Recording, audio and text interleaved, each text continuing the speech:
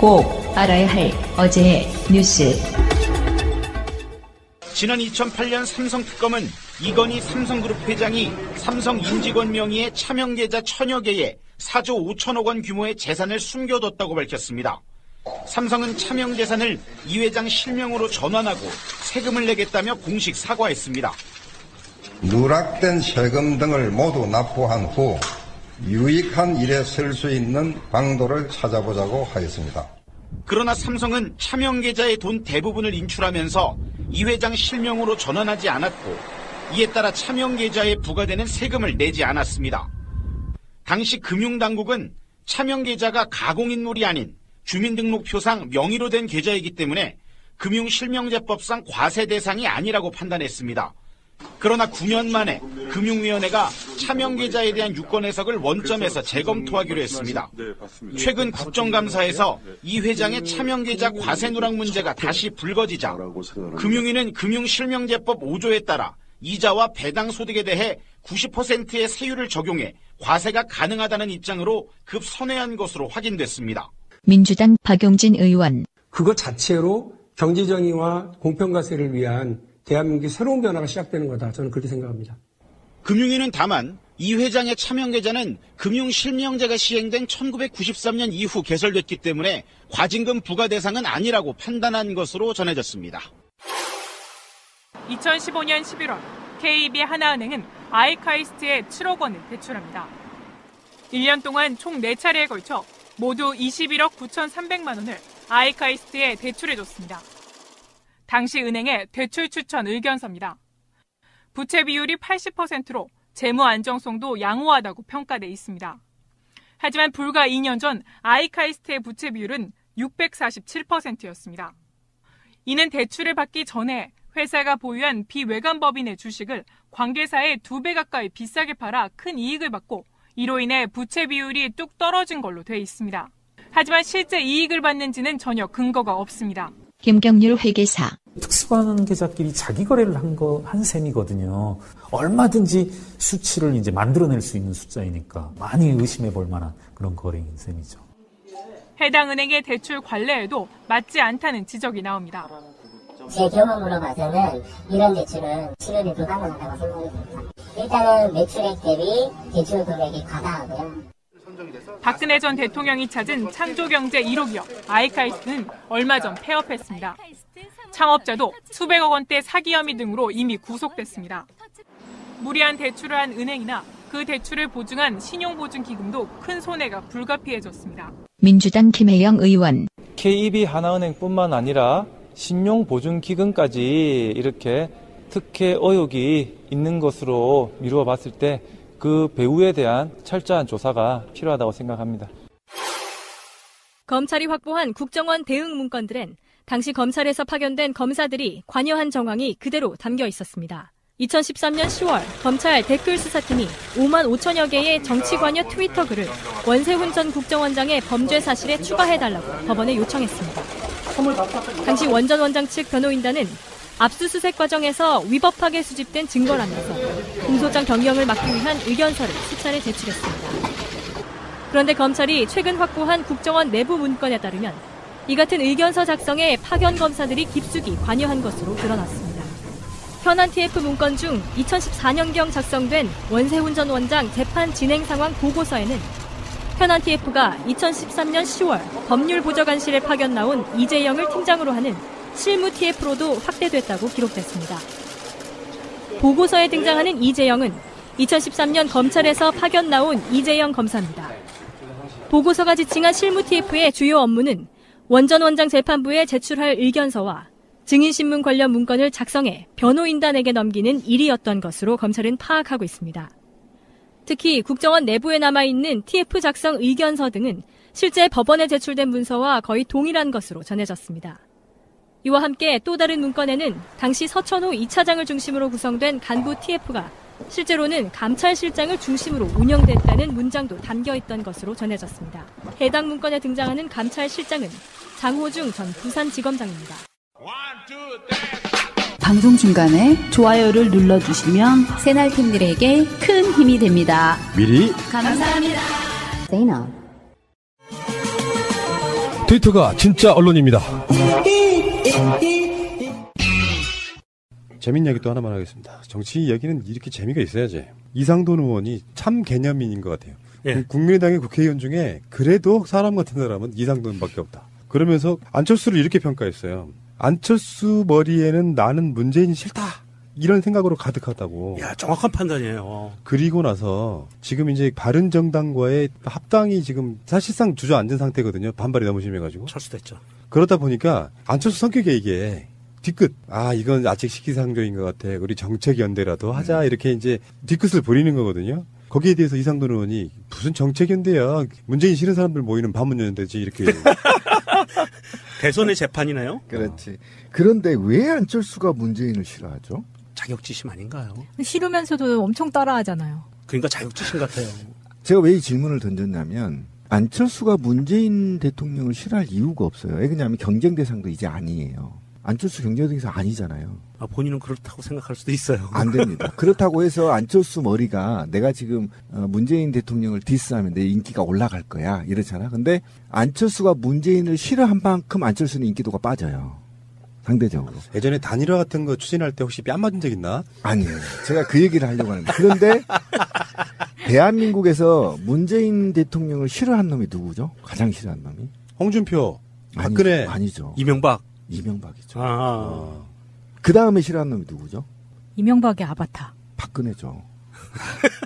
그럼 놈은 아니잖아요, 그거는. 아니야, 이명박 아바타 한 2개 있었어. 그런데 안철수와 그렇지. 박근혜. 근데 제가 왜 이 질문을 던지냐면 안철수가 문재인 대통령이 싫어할 이유가 없다는 거예요. 제가 볼 때는. 지금 있잖아요. 안철수가 문재인 대통령 굉장히 잘한다. 나도 문재인 대통령의 정책 철학을 배워서 훌륭한 대통령이 되겠다. 이렇게 선언하는 순간 인기도는 치고 올라갈 겁니다. 그런데 왜 싫어할까요? 바로 뒤에 조종자가 있기 때문이에요. 싫어하는 사람이 연결되잖아요. 하나로. MB가 제일 싫어하겠죠. 그래서 부정선거해서 박근혜를 안 쳤잖아요. 네가 한 번 당한 겁니다. 지금 문재인 대통령이 MB한테. 두 번째 박근혜한테 당한 거 아닙니까? 그 다음에 또 누가 안철수한테 당하고 있는 거 문재인 대통령이. 그죠? 그럼 이게 연속선상에 연결이 돼 있다는 거. 이거 하나만 보더라도.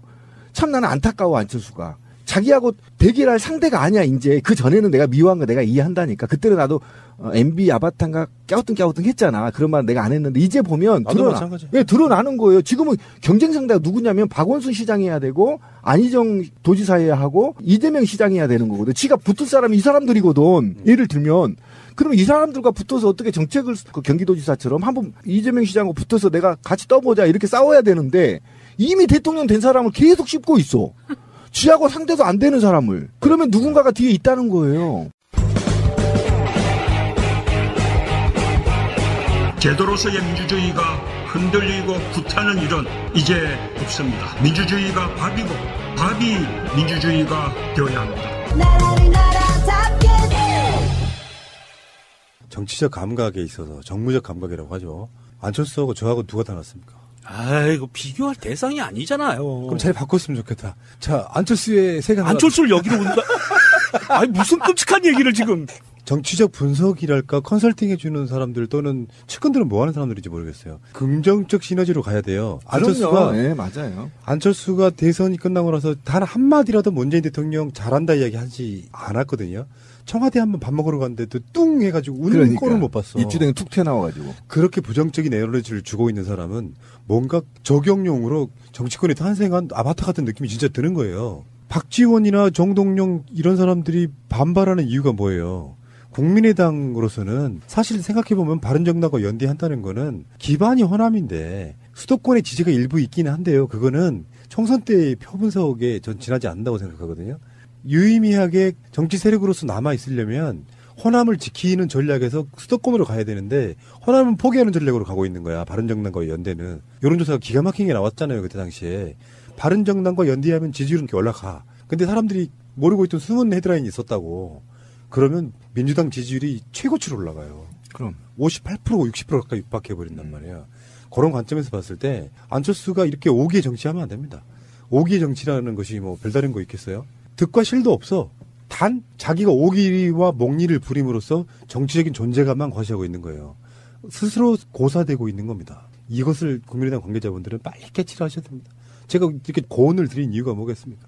저는 안철수 대표를 이제 정치인으로 안 보려고 그래요. 진짜로 희화화돼 있는 코미디 같은 인물. 이렇게 바라보는 게 맞을 수도 있습니다. 정치적 생명이 불이 꺼져가고 있는 거예요. 그러니까 역사상에 없었던 오기정치 개파가 생겨버린 거죠. 예. 오기정치 개파. 그러면 이제 5개네, 5개. 5개파라고 불러주세요. 이거는 참 안타깝죠. 그죠? 아까 곰피디 얘기한 게 굉장히 중요한 얘기인데, 긍정적 에너지 시대거든요. 물론 박근혜나 이명박 시대에 역사를 역으로 거꾸로 되돌렸을 때 그 잘못된 권력을 향해 큰 소리를 치는 것은 당연히 인기가 올라가겠죠.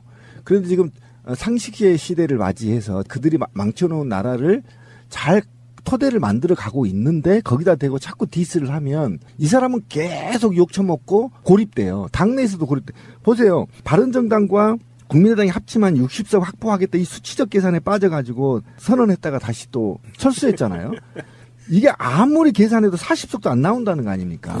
이게 철수도 아니야. 네. 철수도 아니고 자기 성격이 그냥 남아있는 것 같아요. 우리는 아직 시기상조인가 봐. 하지만 우리 정책 연대하겠다. 이게 뭐야 이게.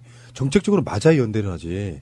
햇볕 정책 반대하는 유승민이 있는 당이에요. 유승민도 햇볕 정책 포기하지 않으면 자기하고 같이 안 간다고 얘기했잖아요. 그래서 어쨌든 지금이라도 좀 긍정의 에너지를 만들어서 목리 개파를 안 만들었으면 좋겠다. 뭘 이렇게 안철수에게 도움되는 조언을 하세요? 그래도 사랑하는구나. 이씨. 네, 좀 안철수가 젊었을 때 잘했잖아. 뭘 잘해? 젊었을 때 하여튼 잘했어. 정치하기 전에는. V3의 환상을 버려. 나 지금 V3가 한국의 어떤 보안이라든지 이런 산업에 해를 끼쳤다고 생각하는 사람이야. 한 가지 팁 좀 드릴게요. V3 얘기가 나왔으니까 지금 여기 계시는 분들은 맥을 쓰시니까 해당 사항 없는데 윈도우 시스템 쓰시는 분들은요. 윈도우 10 시스템으로 업그레이드 되면서 자체 방어벽이 돼 있어요. 방어벽이 돼 있어서 V3 안 써도 V3보다 더 성능 좋은 윈도우에서 자체 방어를 합니다. 그래서 뭐 정동영 의원이라든지 등등의 당내 반발이 오래 갈 것 같은데요. 이 정도 되면 어떤 흐름이냐면 정동영 의원 말에 의하면 당대표로 나오지 말아야 될 사람이 시기상조로 나와가지고 분란 일으킨다. 그래서 성내는 이렇게까지 표현하더라고요. 사퇴하는 것이 사실상 맞냐.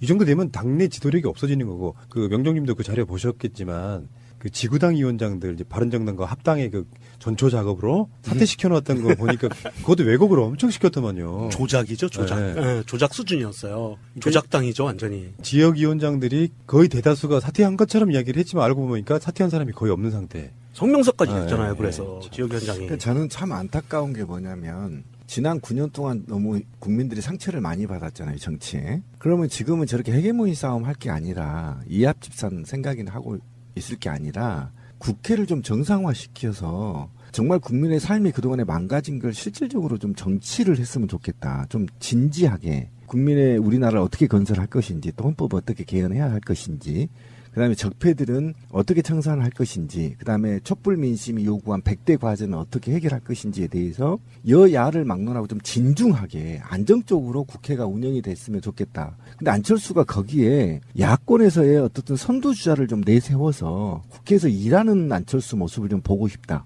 일하는 국민의당을 좀 보고 싶어.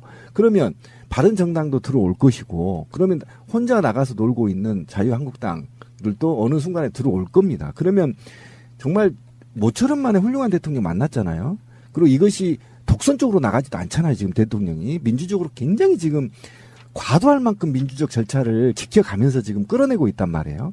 여기에 조금이라도 1%라도 도움을 줘야 자기도 다음에 안철수 얘들 정치 그래 잘하네. 그래도 이런 느낌이라도 받아야 자기가 다음에 대통령이 나오든 말든 할 거 아닙니까?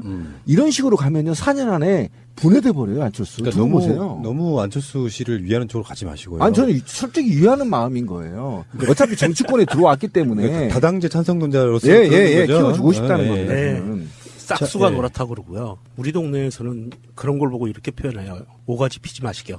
1년 안에 정계 은퇴 봅니다. 왜 그러냐면요. 또 미국 가나요? 그러니까 제가 봤을 때 정치권의 적성이 안 맞는 이 양반 적성 검사를 한번 해봤어야 돼요. 정치에 맞는지 안 맞는지. 이거는 정치권에서는 너무 안 맞는 캐릭터가 지금 정치권에 들어와서 사실은 그거잖아요. 국민들 대상으로 무슨 그 토크 콘서트 같은 거 하면서 만들어진 지지율 갖고 지금 사실 정치권에 안 들어왔으면 사회 저명 인사로서 지지율이 90% 나올 사람이야. 지금 현재 대선 후보 지지율은 안 나오고 있지만 제가 봤을 때는요 5% 미만이거든요. 안철수 서상만 쫓고 있는 사람들이 지지하는 정도밖에 안 나왔어. 국민의당 내에서 사이를 완전히 구겨갖고 국민의당 내에서도 오죽해서 그런 얘기가 나오잖아요. 당대표 사퇴해야 된다고. 그렇게 계속해서 몰려 가다 보면 현역도 아니고, 그리고 안철수는 분명히 재보궐선거나 어디 선거에 나올 생각도 있겠지만 또 계산해보면 자기 지지율도 안 나오고 안 나가고 있다가 결국에는 나중에 1년 정도 안에 자기 분에 못 이겨가지고 또 깨고 나가. 그만 좀 괴롭히십시오. 실망입니다 하고 정계 은퇴할 가능성이 저는 있다고 보는 또 미국에 공부하러 가고. 그만 좀 괴롭히십시오. 실망입니다. 62년 호랑이띠들이 성질을 몰라서 그래요. 이게 성질이 개팍해서요. 이상한 드립이 있어. 아니 끝까지 갈 겁니다. 이 호랑이띠들이. 띠가 왜 나와? 우리 누나도 62년 호랑이띠예요. 왜 그래요? 어쨌든 이 호랑이띠는 고집이 세요. 두고 보세요. 이게 자기 돈이 많으니까 끝장을 아마 볼 가능성도 있어요. 다 돈 털리고. 국민의당 관련해가지고 가장 중요한 게 사실은 호남 민심이잖아요. 호남 민심에 관련해서 우리는 사실 국민의당이 안철수 생각하는 것보다 국민의당 호남 쪽 분들은 아마 정동영이라든지 박지원이라든지 천정배를 생각할 거라고 생각하거든요. 그렇죠. 근데 바른정당과 합할 수 없는 대표적인 이유 중에 하나가 바른정당도 결국은 수구 세력의 가지지에서 나온 사람들이잖아요. 근데 최근에 이제 광주 5.18 관련해서 지금 거기도 TF가 하나 있지 않습니까? 그렇죠. 국방부와. 네. 거기서 나온 이야기들 중에 가장 충격적인 게 어쩌면 그때나 지금이나 똑같거나 하는 게 유족들 간의 이간질 작업을 해서 유족들을 분열시켰다는 거. 일명 물빼기 작전. 충격적이었습니다. 그 세력들의 패밀리 중에 하나가 바른정당입니다. 그렇죠. 이게 면면이 내려오는 우리가 이 역사에 도도히 흐르는 뭐 이런 좋은 말들을 쓰잖아요. 쟤네들의 피해는 도도히 면면이 흘러내려오는 이 그런 피들이 있는 거예요. 보고 배운 게 그거야. 어쨌든 이 물빼기와 관련한 세력들은 현재에도 건재하고 있고 더더욱이 이제 현재까지 이게 사실은 좀 얘기가 깊게 됐으면 좋았을 의제예요.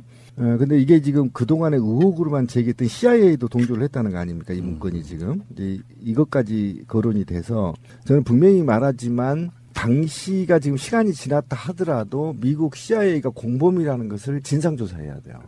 이거는 첫 번째가 지금 이 문제가 불거진 것이고요. 이 기사나 지금 사회적 여론은 CIA가 지금 뒤로 밀려 있는데 실제로는 지금 광주 사람들은요. 미군이 개입했냐 안 했냐가 굉장히 중요한 거거든요. 그러니까 이 부분에 대해서 미국이 어느 정도 신군부 세력들을 뒤에서 도왔는지 그리고 이후에 광주 민주화 항쟁이 전국으로 확산을 못하게 심리전을 했다는 거잖아요. 그러니까 이렇게 어디까지 개입이 돼 있었던 건지를 분명히 저는 봐야 되는 것이 왜 그러냐면 이게 지금의 과거의 문제가 아니에요.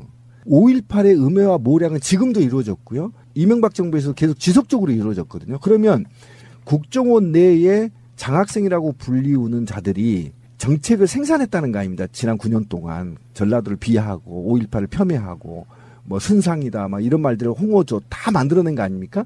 그럼 이 홍어조시나 선상 이런 것들을 사실 국회의원도 썼고요. 경상남도 김태호죠. 김태호까지도 이게 공개적으로 썼던 말이거든요. 홍어조 같은 거 얘기를. 그러면 이게 지금도 살아있다는 겁니다. 네, 살아있고 이 세력들이 국가기관에 지금도 암약하고 있다는 건데 이거를 정확하게 밝혀서 어떻게 이 메커니즘이 작동됐는지를 분명히 진상조사해야 된다. 저는 그래서 특위가 만들어져야 된다고 저는 강력히 촉구하고요.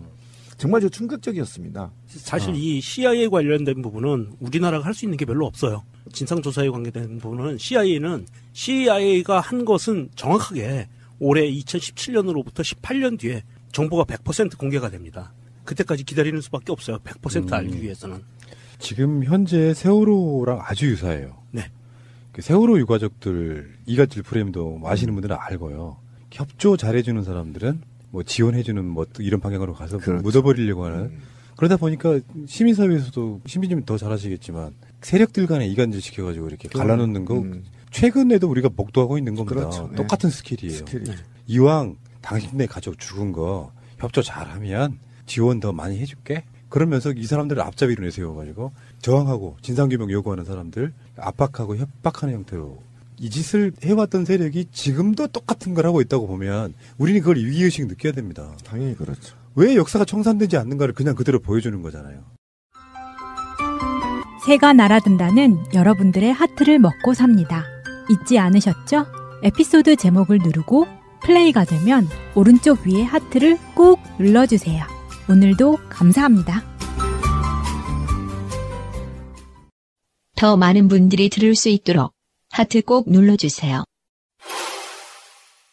그러니까 유가족이 사실은 3패, 4패로 분열시켜고 유가족을 공격하게 만든 것이 이들의 작품이었는 거잖아요. 그런데 예를 들면 이제 강주항쟁으로 다시 가보면 부상자와 사상자를 분열시키고 또 사망자 중에 운동권과 비운동권을 분열시키고 그죠? 그래서 싸우게 만들고 또 그다음에 부상자는 부상자와 사망자를 분리시켜서 유가족과 분리시켜서 갈등이 있게 만들고 또 부상자도 운동권 부상자와 비운동권의 부상자를 또 갈등을 야기시켜서 결국은 묘욕도 쓰지 못하게 이관계를 썼다. 이게 지금 핵심인 거잖아요. 그리고 강주 교도소에 묻어버린 것도 지금 밝혀진 거잖아요, 사실은. 그러니까 이러면서 온갖 비밀리에 살상시켰던 자들을 그냥 아무 땅에다 막 묻어버리고 지금 있잖아요. 제가 그 당시에 2,500명에서 5,000명 정도의 사이에 사망자가 발생했다고 생각했는데 최종 결과 발표가 500명인가밖에 안 되더라고요. 최종 지금 사망자가. 실종자가 더 많은 상태죠. 그렇죠. 실종자 같은 경우 다 사망자라고 쳐야 되거든요. 그 시신이 발견이 안 됐기 때문에 지금 실종자로 돼 있는 거지. 담양 근처에 막 묻어버렸다는 이런 증거들 다 지금 발굴해야 되거든요. 지금 국회에서 더불어민주당 이철희 의원이 확보한 문건, 지금 보안사가 광주민주화운동이 1년 후인 81년부터 88년까지 작성한 문건 6건을 확보했고요. 그렇죠. 또 하나는 박주민 의원이 공개를 했어요. 그래서 비둘기 시행계획이라고 해가지고 여기에서는 좀 더 구체적으로 나옵니다. 어떻게 나오냐면 유족 성향을 극렬, 온건, 그래서 극렬 성향으로 분류된 이들을 이게 이제 순화 대상자예요. 그래서 이 극렬을 A, B, C 등급으로 나눠요. 그래서 38명이었는데 극렬 성향이라고 이 사람들이 표기한 유족이 A 등급 8명, B 등급 14명, C 등급 16명 이렇게 해가지고 분류하고 온건 성향은 111명으로 분류했고요. 집중 순화 대상자가 극렬 38명 이렇게 돼 있고요. 온건자들한테 제한했던 게 보면 81년 당시에 돈을 제한해요. 1,000만 원 지원해주는 뭐 이런 걸로. 그런데 1,000만 원이라는 숫자 우리 지금 생각하면 에게 그러잖아요. 1,000만 원이 얼마나 큰 돈이었냐면요. 80년도까지 대한민국의 유일한 복권인 주택복권 1등이 2,000만 원이었어요. 79년도까지인가 1,000만 원이었고요. 1등 가격이. 그리고 81년부터 3,000만 원으로 인상이 됐거든요. 굉장히 큰 돈이었던 거예요. 제 기억에 그 당시 광주에 그 일반 주택 하나 있죠. 네. 그게 한 500만 원 했어요. 그러니까요. 제가 아파트를 인천에 저희 어머니 아버지가 82년도에 아파트를 사셨어요. 주공 아파트를 600만 원 주고 사셨어요. 그런 식으로 금액을 지원해줘 가면서 유족들 분열 이간질 프레임. 예. 그러니까 81년부터 막 6년, 7년까지 전두환 정권 내내 그 작업을 했다는 건데 그 작업이 지금하고 똑같은 게 그거잖아요. 세월호 사건도 지금 3년 반 됐습니다. 마찬가지로 공권력에 의해서 수백 명이 죽은 사건인데 5.18 이후에 전두환 정권 내내 그 작업을 했다는 거거든요. 만약에 지금 세월호 사건 관련해서 국정원이 유족들 이간질 프레임이 어떻게 됐는지가 지금 나온다면 이게 1980년에 나온 사건이고 뻔히 그랬을 것이라고 생각하는 느낌 때문에 그렇게 놀래거나 화내지 않는 거예요. 우리가 만약에 지금 세월호 사건에 그렇게 국정원이 관여됐다라고 이야기하면 어떻게 되겠냐는 거죠. 근데 그것도 국정원 개혁 특위도 세월호 유족 분열 책동 문서를 내놔야 돼요. 저는 그렇게 봅니다. 왜 그러냐면 저는 아까 지나서 지금도 전 충격적인데요. 그러니까 이게 여기에 이 문서가 그치지 않고 81년부터 이들이 그 진보 민주 세력들 분열을 책동하는 데 있어서 신군부 장학생들이 또 생길 거 아닙니까? 저 이렇게 보거든요. 제가 심재철 같은 경우는 저는 그렇다고 봐요. 솔직히 말하면. 그랬기 때문에 지금 그 당에 가서 정치를 하고 있다고 보고, 그러니까 사실은 이런 신군부 장학생들까지 80년대 장학생들까지 저는 색출해서 응징해야 된다. 그렇지 않고는 역사가 단절되지 않는다. 이들은 지금도 지금 문재인 정부 들어서 이들이 이관계를 쓰지 않을까요? 쓰죠. 당연히 쓰죠. 이거 우리 가려내야 됩니다. 예, 조심해야 되고요. 굉장히 조심해야 됩니다. 이게 정말 하나로 맞닿아 있는다고 느낄 수밖에 없는 게 그 당시에 광주 망월동 묘지가 성지화되는 것을 막기 위해서요. 묘지에 안장된 분들을 분산 이장하려고 계획을 세웠었대요. 그런 맞아요. 것도 지금 그 박주민 의원이 공개한 자료에 지금 나와 있고요. 이게 505 부대라고 이제 보안사거든요. 보안사 주관으로 해가지고 대통령의 지시에 의해서 전두환한테 직접 보고가 들어간 거예요. 굉장히 중요한 광주 망월드 묘지를 분산 이장하는 거에 대해서 그 작전이 전두환한테 직접 보고되는 직보 체계로다가 이 광주시장, 전라북도 도지사 기타 등등 이렇게 해가지고 다 움직였다는 거예요.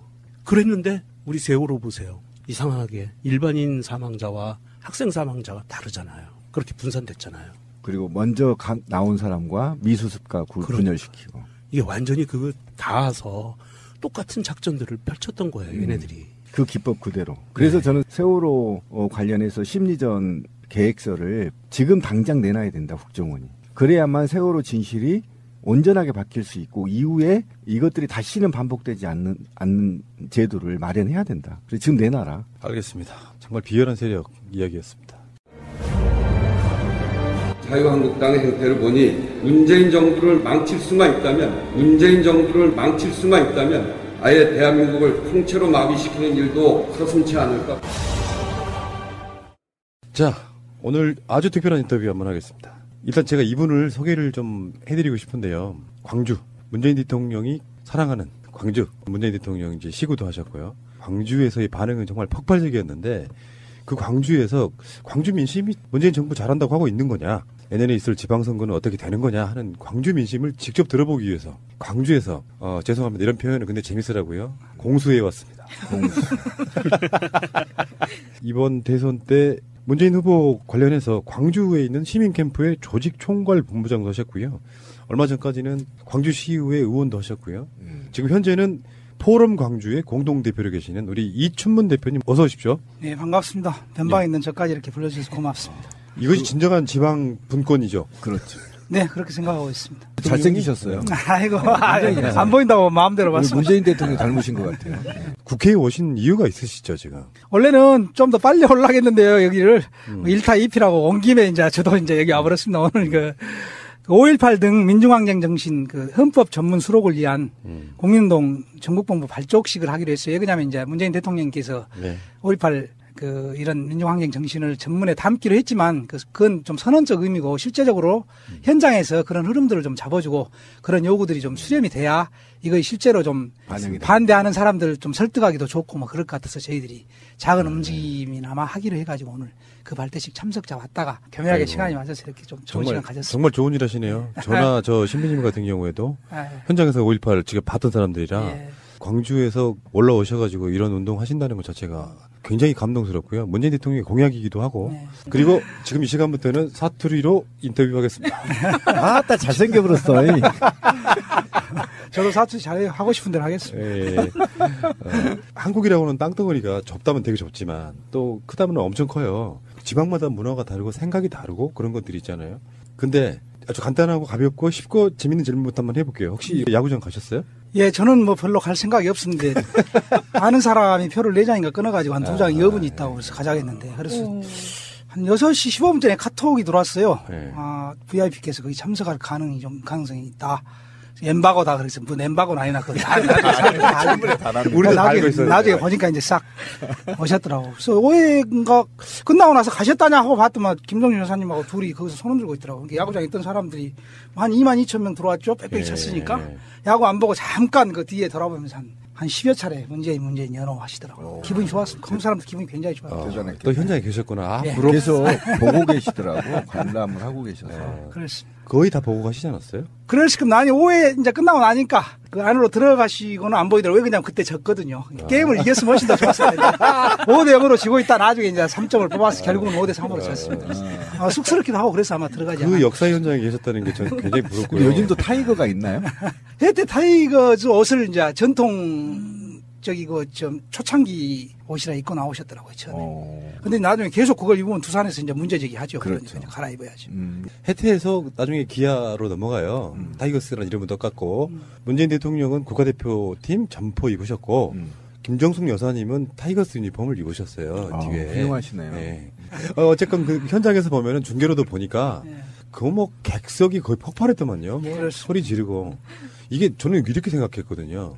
야구 좋아하는 사람들은 그냥 이쪽에 별로 관심 없어가지고 야구나 보러 오셨는가 보다 했는데 전혀 아니야. 그렇게 폭발적인 환호가 나온다는 건 정치적 이슈에 대한 관심이 굉장히 많다는 뜻이잖아요. 특히 호남 사람들은 많죠. 그렇죠. 광주 사람들은 한 50% 이상은 다 정치적이라고 봐요. 굉장히 정치적인 관심도가 높습니다. 시골의 김밀대도요 정치 얘기예요. 나중에 동영상을 보는데 거의 그 공룡괴성이 들리더라고요. 그 모니터에 대통령 내분이 그 그림이 뜨니까 난리가 나는 거예요. 자, 그런데 어차피 대표님은 대선 때도 열심히 뛰셨을 거 아니에요, 광주에서. 그러니까 사실 전략적으로도 문재인 대통령께서는 대선에서 호남의 압도적인 지지를 받아야만 되는 상황이었잖아요. 민주주의의 어떤 적자로서, 민주 세력의 적자로서. 대표님께서도 엄청난 노력을 하셨을 것 같은데요. 물론 보이지 않는 이야기겠지만, 거기서 그 어떤 조직도 끌어가면서 지지율 막 끌어올리려고, 득표율. 그래서 생각했던 것보다 잘 나왔어요? 아니면은 뭐. 그렇죠. 뭐. 그러니까 저는 그 당시 바로 이제 시작되기 시점에서는 1월 제가 20일까지는 광주광역시의 그 산하기관인 교통약자 이동 지원센터장을 맡고 있었습니다. 근데 이제 공교롭게도 1월 20일 날 이제 그만뒀어요. 그러니까 마치 이제 선거전이 막 이제 임박할 때죠. 그래서 20일이 아니구나. 1월 초에 그만뒀구나. 그래서 이제 광주에서 뭔 일이 있었냐면 그동안에 이제 사실은 이제 지난 총선이 끝나고 나서 민주당에 대한 지지가 상당히 좀 많이 이렇게 갈려 있었잖아요. 그래서 이제 뭐 좀 좋으면 한 50% 아니면 뭐 한 35에서 40 정도 이렇게 좀 내려앉으면서 문재인 대통령 후보에 대한 이제 반감 정서도 꽤 있는 그런 상태였죠. 그런데 이제 이렇게 가서는 안 된다라는 뜻 있는 사람들이 꽤 있었습니다. 그래서 뭐 한 20명 사람들이 모여서 뭔가 좀 작업을 좀 해야겠다 해가지고 결국은 1월 20일 날 DJ 센터에서 한 광주 시민 만여 명 정도를 모아가지고 그 행사를 개최하는 그 모임이 포럼 광주입니다. 그래서 이제 그 모임을 주도했던 사람들로서 상당한 자부심을 많이 갖고 있죠. 그래서 이제 저는 특히나 대선이나 총선 같은 큰 선거가 있으면 지역 내에서의 기세 싸움 이게 굉장히 중요하거든요. 사실은 근데 작년 총선 때는 그 기세 싸움에서 진 거잖아요. 어떻게 보면 결과적으로만 봤을 때. 근데 왜 이렇게 대선을 기점으로 솔직히 한번 저는 이제 광주에서 올라오셨으니까 말씀드려보자면 국민의당이라고 하는 당이 스스로 지역 감정을 유발하는 방식으로 당을 깨고 나가서 이를테면 영남 출신인 문재인 대통령을 좀 살짝 지역 감정 유발해서 띄어내고 그리고 친노 이런 세력들이 호남을 홀대한다 여기다 묻고 그리고 이따가 다시 이야기가 나오겠습니다만 지역 언론들이 그렇게 좀 받아쳐주고 하면서 실제로 분위기가 악화된 측면이 있지 않아요? 초반에는 그랬다고 봐야죠. 지난 총선 같은 경우는 굉장히 그 대단한 반감들이 좀 있었죠. 그래서 먹혀 들어간 게 이제 그 뭐 노무현 정부 때 이게 호남 사람들 홀대했던 게 이제 문재인 대통령 후보 작품이다 뭐 이런 이야기들을 하면서 이제 굉장히 많이 홀대했다. 그다음에 예산 같은 것도 안 줬다 이렇게 했는데 그 이후로 이제 우리가 주력했던 게 사실은 또 그것도 아니고 서울대 행정대학원에서 나왔던 자료를 보면 실제로 뭐 정부 부처 장관이랄지 청와대 비서관이랄지 행정관이랄지 수도 없이 많이 들어가서 한 21% 정도 들어가 있던 거 아닙니까? 제가 아는 사람들만 해도 어느 정권에서 한 30명 정도가 제 주변에 있는 사람들 들어가 있었는데 뭐 그런 정도 들어간 사례를 못 봤습니다. 그래서 빽이 대단하시네. 예, 그것을 복사해다가 이제 노인 정도 돌리고 막 어디 다 돌리면서 이건 어떻게 보면 팩트를 가지고 이야기를 해야지. 진짜로 잘못했다면 잘못했다고 무릎을 꿇고 사과하겠지만 팩트가 아닌 걸 가지고 사기를 치는 것은 맞지 않는 거 아니냐. 뭐 이런 이야기들을 좀 주로 해가면서 그 굉장히 많이 좀 노력들을 했죠. 그래서 처음에 우리 뭐 이 포럼 광주에 실제로 상임대표 두 분 계시는 상임대표 중에 한 분인 이정희 대표님 같은 경우는 우리가 독립운동했다 뭐 이런 표현까지도 하셨습니다. 그래서 처음에는 굉장히 특히 50대 60대는 말이 잘 안 먹혀 들어가죠. 그런 거 있잖아요. 그렇죠. 이게 뭔가 사실을 갖고 서로 토론을 해서 잘잘못을 이렇게 따질 수 있으면 좋은데 무조건 싫은데 어쩌냐 그러면 그건 할 말이 없어요. 그러니까 박지원식의 지역 몰이하기 먹히는 거죠. 꼭 뭐 한 개인이 했다고 보기는 그렇지만 뭐 그런 일정하게 그런 분위기들이 꽤 있었고 실제로는 이제 인사 문제에 있어서 그렇게 미세하게 좀 잘못한 부분들이 좀씩은 있었죠, 사실. 근데 사실은 제가 볼 때는 저도 이제 그때는 선배들이 이제 그 자리에 있었기 때문에 생각이 나는데 김대중 대통령이 집권하고서 가장 홀대받았거든요, 호남이. 맞습니다. 왜냐면 눈치본이라고. 그래서 역차별이라고 해서 김대중 대통령이 결란세대 맞았어요, 강주에서. 제 기억이 그래 맞아요. 그런데 그때 제가 선배한테 국정원에 있는 그 선배한테 들었던 소리가 도대체 있잖아요. 5급 이상의 간부가 호남에 없었다는 거예요. 그러니까 누구를 위로 올리려고 해도 저 밑에서 끌어올릴 수가 없다는 거예요. 조직상 한계상. 이런 문제점이 사회적 문제가 됐었던 거예요. 그러니까 키우려고 해도 못 키우는 거라 호남 사람들. 지금도 그렇게 될 거예요. 실제로 하리가 부실하게 돼버렸다는 거예요. 그러니까 이명박근혜 한 9년 동안 중간 간부를 안 키우면 올라갈 데가 없는 그러니까 거죠. 올라갈 데가 없는. 그러고 나서 문재인 대통령 후보 시절에 이제 그 얘기가 나왔을 때 제가 한번 계산기를 두들겨 봤어요. 솔직히. 저는 이제 그쪽 사람이니까. 근데 인구 대비에 많이 가져갔어요, 광주가.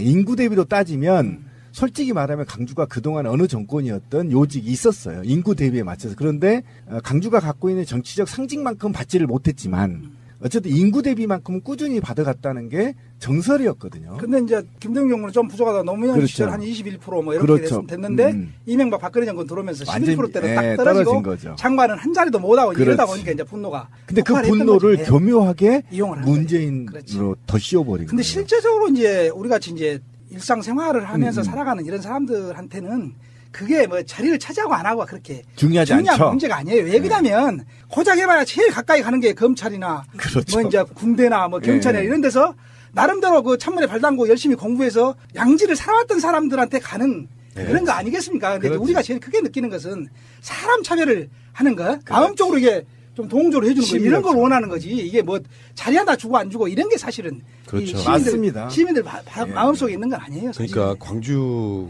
분들의 정치적 수준이라는 건 사실 뭐 디테일하게 많이 한다 이런 것보다 그럼 민주주의가 중요해라고 생각하시는 분들인데 그 밑바닥에 있는 교묘하게 그런 정서를 이용해 가지고 사실은요 광주를 우대했다, 그러니까 호남을 우대했다 홀대했다는 사실 의미가 없는 토론인 게 만약에 봐요. 그러면 문재인 대통령한테 현 정부를 놓고 이야기했을 때 광주나 호남을 우대한다고 하는 것도 사실 웃긴 프레임이에요. 그럼요. 능력 있는 사람 갖다 쓰면 되는 건데 그럼요. 너무 잘해줬다, 너무 못해줬다 이런 그 의미가 없는데 그걸 교묘하게 갖다가 이제 정치적으로 써먹었는데 그래서 그게 지난 총선 때는 먹혀가지고 그건 사실상 싹쓸이 딱 한 거 아닙니까? 그러죠. 네. 갑자기. 그래서 우리도 놀랐죠 완전히. 이 사람 다 나가 떨어지더라도 이 사람 정도는 되지 않겠나 싶었는데 결국은 나중에 막판에 가니까 한 10% 정도 차이로 그렇죠. 그러면 떨어지더라고요. 그러다가 딱 1년 정도 사이에 갑작스럽게 박근혜 탄핵되고 조기 대선 치러지는데 분위기 딱 보니까 되겠던가요? 어떤 느낌이셨어요?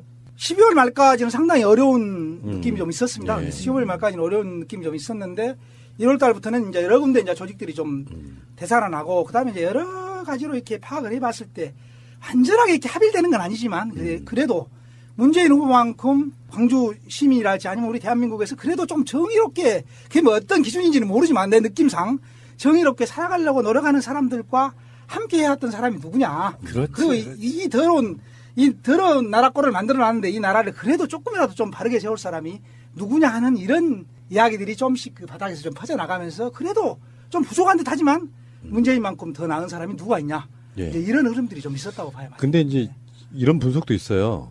문재인 대통령에게 그냥 선동에 의해서 막연하게 느끼는 거부감도 있었겠지만 한편으로 보면 안철수의 실체가 드러나고 있는 측면도 있었거든요. 그렇죠. 그때까지는 좀 덜했죠 이제. 네. 근데 결국은 이제 나중에는 토론에서 이제 몇 번 까지고 이제 이렇게 하다 보니까 이제 거의 이제 맛이 간 거죠. 많이 드러났지. 그만 좀 괴롭히십시오. 실망입니다. 안철수가 이제 여러 가지 뭐 토론이라든지 인터뷰라든지 등등에서 보면 이 사람은 광주나 호남 쪽의 결이 아니야. 요즘에 제가 갖고 있는 확신은 이 사람은 그냥 이명박 결이에요. 지금 생각해 보면. 그러니까 약간 속았다는 느낌도 있는데 그놈의 총선이 너무 멀리 남았어. 그러니까 지금 총선이 1년 반 정도 지난 거잖아요. 2년 반이 남아 있는데 우리들 입장에서 좀 깝깝한 거죠. 지역 권력을 교체를 해야 되는데. 그래서 이제 가깝게 있는 지방선거 요 이야기가 이제 나올 수밖에 없는데 지금 지방선거 분위기도 지역에 계시니까 아실 거 아니에요. 지금은 대체적으로는 광주 사람들이 현재 이제 문재인 정부에 대한 아마 그 지지도는 한 80% 정도 가까이 있는 것 같은데요. 80% 그렇죠. 정도 가까이 있는 게 정설이고, 그다음에 요즘 이제 사람들이 관심이 많은 것은 사실은 이제 문재인 정부가 탄생하면서 지역에 이제 공약했던 내용들이 좀 있지 않습니까? 그게 제일 이제 안타까운 게 우리도 이제 나이가 이제 거의 이제 50 넘어서 이제 60대를 향해서 가고 있는 건데 보면 이제 광주의 젊은이들 많지 않습니까? 그런 애들이 그 지역에서 좀 터전을 삼아서 좀 뿌리 내리면서 직장 생활하고 살아갈 이런 먹거리가 사실은 굉장히 부족한 거 아니겠습니까? 그래서 이제 그동안에 이제 큰 공약으로 내세웠던 게 보면 이제 나주에 있는 한전을 중심으로 하는 이제 에너지밸리. 그 다음에 뭐 친환경차를 선도하는 뭐 전기자동차 부분. 그 다음에 뭐 아시아 문화중심 도시를 뭐 해간다는 문화전당 관련. 그 다음에 뭐 국립심혈관 질환센터 뭐 이런 정도 문제에 대한 관심들이 꽤 있습니다. 그래서 광주의 미래 먹거리를 창출할 수 있는 이런 분야에 대한 관심들이 꽤 있는 거고요. 그 다음에는 이제 뭐 일단은 정권을 창출하는데 우리가 뭐 몰빵까지는 아니지만 항상 많이 뭐 전폭적으로 지지를 하잖아요. 지지를 해서 창출했으니까 우선은 잘하고 있고 뭐 열심히 하는데 안 되는 것은 뭐 어쩔 수 없는 것이니까 우선은 열심히 하고 있으니까 기분이 좋은 상태에 있는 것이기 때문에 그게 이제 정당에 대한 지지로까지 연결되는 거 아니겠습니까? 그래서 지금은 아마 민주당에 대한 지지가 공식적으로 이렇게 조사를 하면 한 60%나 65% 나오지만 바닥에서 보면 거기도 한 70% 정도 가고 있는 듯해요 지금. 그러면 이제 향후에 이제 지방선거를 하게 되면 이 광주 사람들이 이제 보면은 막 지역별로 노인이 많은 지역, 아파트가 많은 지역, 젊은 세대가 많이 사는 지역, 뭐 노인이 많이 사는 지역 이런 지역별로 뭐 차이가 있는 듯하게 이렇게 분석을 하는 경향이 있는데 전체를 지금까지 까놓고 보면 대체적으로 각 동마다 크게 차이 안 나요. 5% 이상 차이 나는데 거의 보지 못했습니다. 그러면 거의 가거나 아니면 전무 아니면 뭐 전체가 다 사는 이런 양국으로 가는 선거가 그동안에 거의 왔어요. 그렇죠. 그래서 제가 선거를 치러봐도 사실은 개인기를 발휘해서 사람의 마음을 움직일 수 있는 표가 이게 10만 이상이 넘어가는 선거는 내가 볼 때는 6%에서 7% 이상 넘어가기가 굉장히 어렵습니다. 그래서 이제 정당에 대한 지지에서 거의 결정이 난다고 봐야 돼요. 그러면 이제 앞으로 지방선거는 이 정당 공천이 내가 볼 때는 얼마 안 남았잖아요. 이제 한 7, 8개월 남았는데 이 사이에 큰 이변이 없는 한은 민주당이 거의 많이 가져가는 거 아닌가 하는 그런 생각을 하고 있고 다만 이제 도 단위의 이제 군수선거, 도 단위의 군수선거는 군수선거구는 거의 인구가 한 4, 5만 되면 유권자 한 3, 4만 되는 거 아닙니까?